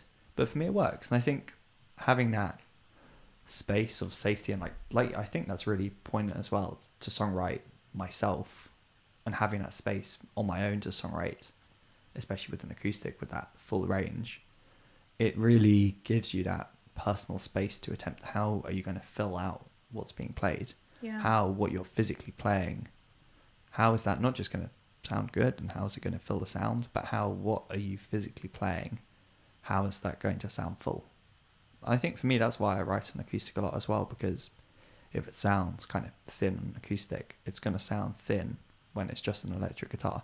But if it sounds big on an acoustic, because the way I have my setup, it almost mirrors that full frequency range you get from an acoustic, then that's going to sound good. So this is a discussion I've had with Shem. Yeah. You know, that sounds more full than an acoustic. A fucking electric guitar with loads of distortion. I disagree. I honestly disagree. I think that in an acoustic guitar you can hear colours that you cannot hear in an electric guitar. I'm with you on that one as well. I think there is a greater range of fullness and like tone and width. A electric guitar sounds impressive and it sounds big, but it does not sound as expansive as punchy as a rich chord on a full-bodied acoustic. It's like the difference between wine and beer. Like, an electric guitar is like being punched in the face by a smackhead, and then an acoustic guitar, that's a compliment. A smackhead. Okay, punched in the face by a cocaine addict? Is that better? I don't know. No. I just disagree. I'm sorry. Could you say being punched in the face and left it as Punched in the that? face. I don't know why my brain went there. This is the same part of my brain that's like been unlocked. This is the cave brain. This is the lockdown, but the cave brain. I'm sorry. The cretinous home brain. The cretinous cave brain. There you go. Here it is, everybody. I've gone full crab. I'm sorry. Yeah, like I think electric is impactful and immediate, whereas an acoustic I think is so rich. It's like, okay, it's the difference between a custard cream, which is like sweet and fills your mouth, and like a digestive, which one's which? The electric guitar's a digestive because it does the job. And it's like delicious with tea, and it's like punchy, and you bite in, it's like, yeah, this is great. But then you have the custard cream, and you're like, why did I care about digestives? I'm going to be really controversial and boring here, but digestives are my favourite biscuit. Fair enough. Absolutely, top tier. They're the most flexible biscuit. Definitely. I prefer rich tea to digestives. Rich teas are better. Yeah. Only with tea though. That's the thing. On their own, You got shit's dip dry. in. Yeah, too dry. I hate custard creams, though, I have to say. I thought you were going to say, I hate God. I hate God. In my head, it was like an E instead of an I. The to tribute bands, just I hate custard creams. Oh my at the god! end. Just I hate Amazing. God, but everything's biscuit related. No authenticity at all. Absolutely. No, I think that would be fully authentic because you've understood what it means to do that. I think like it's so true though what you're saying. With acoustic guitar, there's a reason, you know, if it's just singer-songwriter with either an acoustic guitar or a piano. Yeah. There's a reason you don't just have a singer-songwriter with a Telecaster, because that does not fly. You don't get that resonance and those harmonics that you get naturally with those resonant acoustic instruments. And, you know, for me, that's like a challenge when it is just for me electric guitar, hence why I run through like 3 guitar amps and a bass amp, and they all do different things. You know, I kind of treat each amp almost as a set in the EQ. Yeah. One is the bass, one is the mid, one is the treble, and then you mix accordingly to that. And then you've got the PA, which is just the fattest oscillator in the world going. But yeah, I think it's a really good approach to have for me anyway, of the acoustic as a bass. Yeah. Like just as a bass instrument, and then moving to electric, almost trying to make that electric mirror what works with an acoustic guitar. So It's really nice. It's like affirming for me to hear you talk about that, because when we were doing the first Lowen album, that's the fucking chair. It's just making those farting sounds. It's really annoying. In the corner, like, every time I move forward, it's like glaring. it's so bad. It sounds exactly like a human fart. I don't know why. Yeah, you keep saying human. A human fart.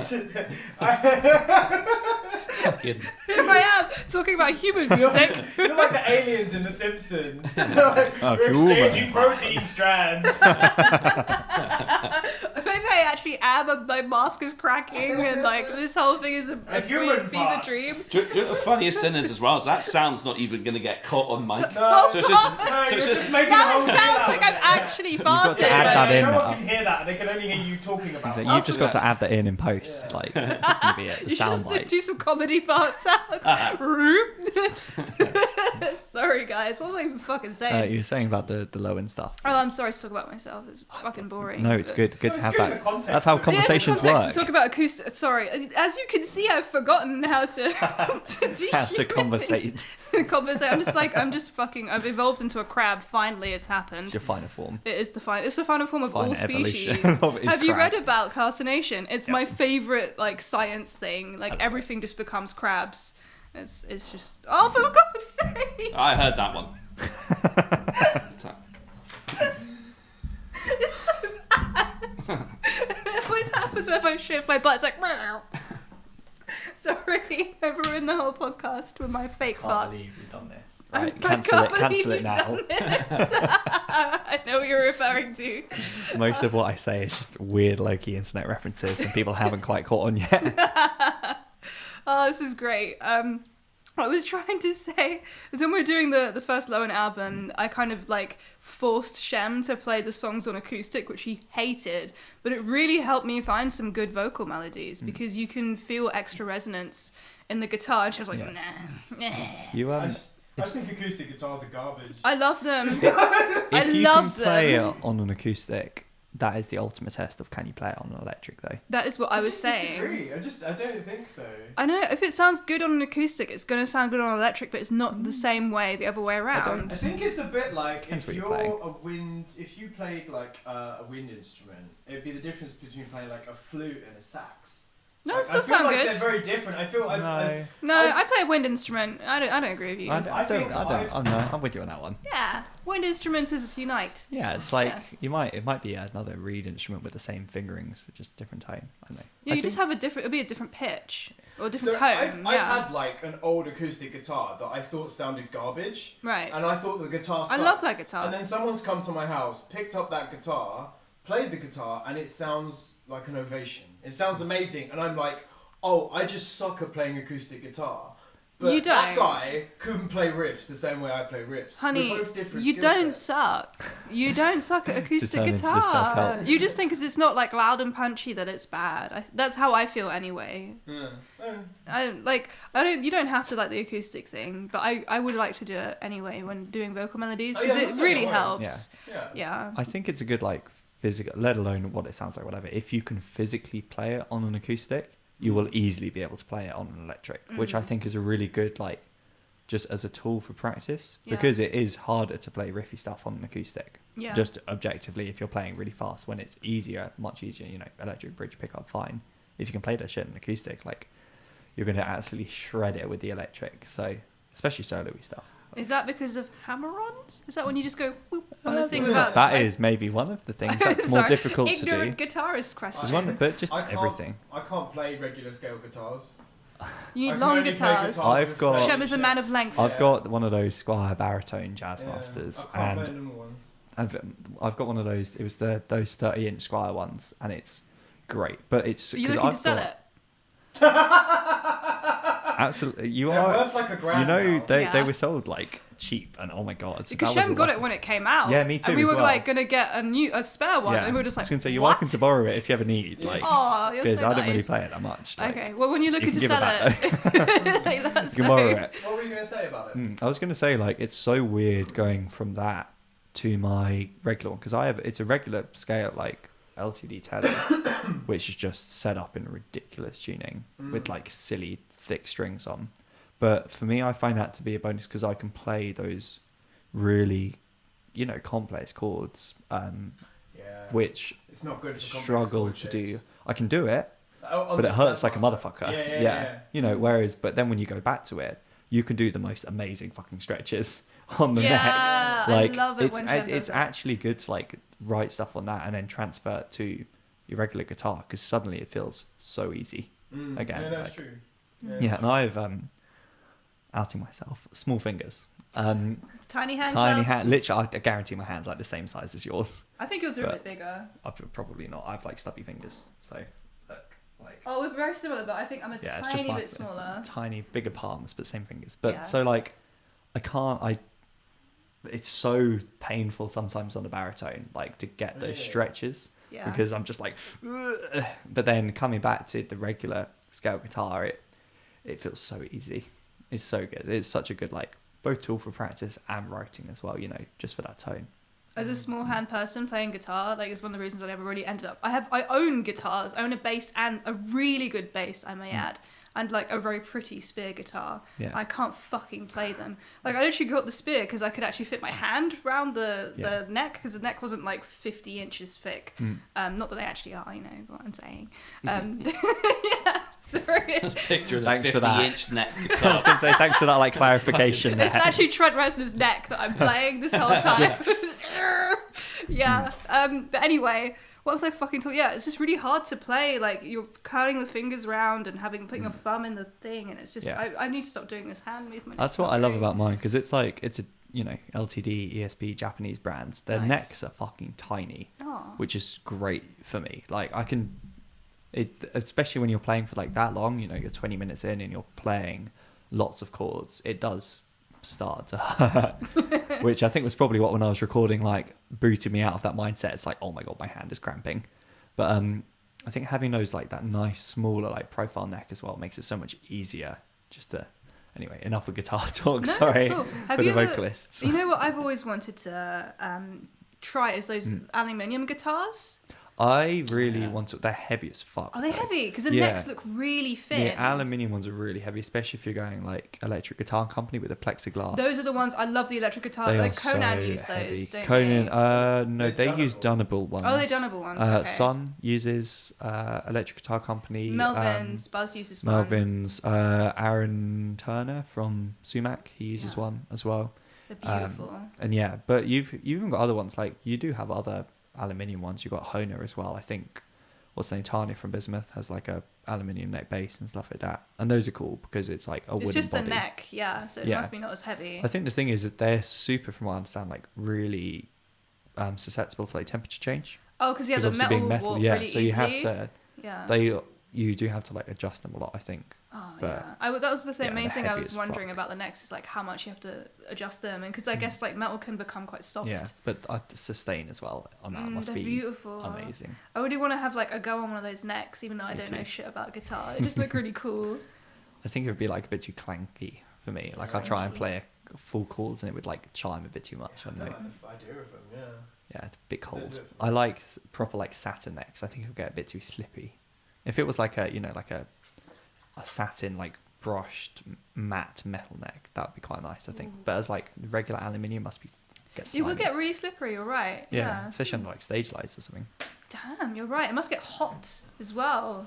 I can imagine, and it's heavy as fuck. So, are we doing the diamond thing? I don't think we've got time because cool. it's 8 o'clock. Is it actually? It's actually 8 o'clock. Time flies. You're Oh going to my be God. late home, so I am. yeah. So I think we should probably wrap it up. Yeah. Is there anything else you want to cover? I don't think so. This has been really good, and thank you so much for like. No, you're having more me than It's as been well. a pleasure. It's Yeah. been so cool getting to know you. Yeah, definitely. It's nice to actually do stuff like this as well. Yeah. Very validating as a musician. Oh, well, consider yourself validated. Thank you. Yes. Yes. Well, thank you so much for watching. People who've watched and or listened, feel free to like and subscribe and check out Allsiah's music. Allsiah, at Allsiah. Allsiah on Instagram. I don't have Facebook, just Instagram. That's me. And you said there's more material in the pipeline? Yeah, so doing one more probably live EP this year, 1 or 2 splits as well, and maybe a collaboration in the works. Ooh. So, stuff to look out for. Intriguing. Well, thank you so much for making the journey over here and putting up with our stuff, our shit, Shenanigans. our humanness. Humanness. I am really a Cool, human. man. I'm a human. Thank you for listening, human listeners. It's just like that Zuckerberg thing, but just like fucking drinking the water. Should just play the X-Files music. Do, do, do, do, do, do. Here I am trying to drink some water. Anyway, thank you for listening, everyone. Yeah, come and support us if you want to support us. If you don't, then thanks for making it this far. I'm surprised, frankly.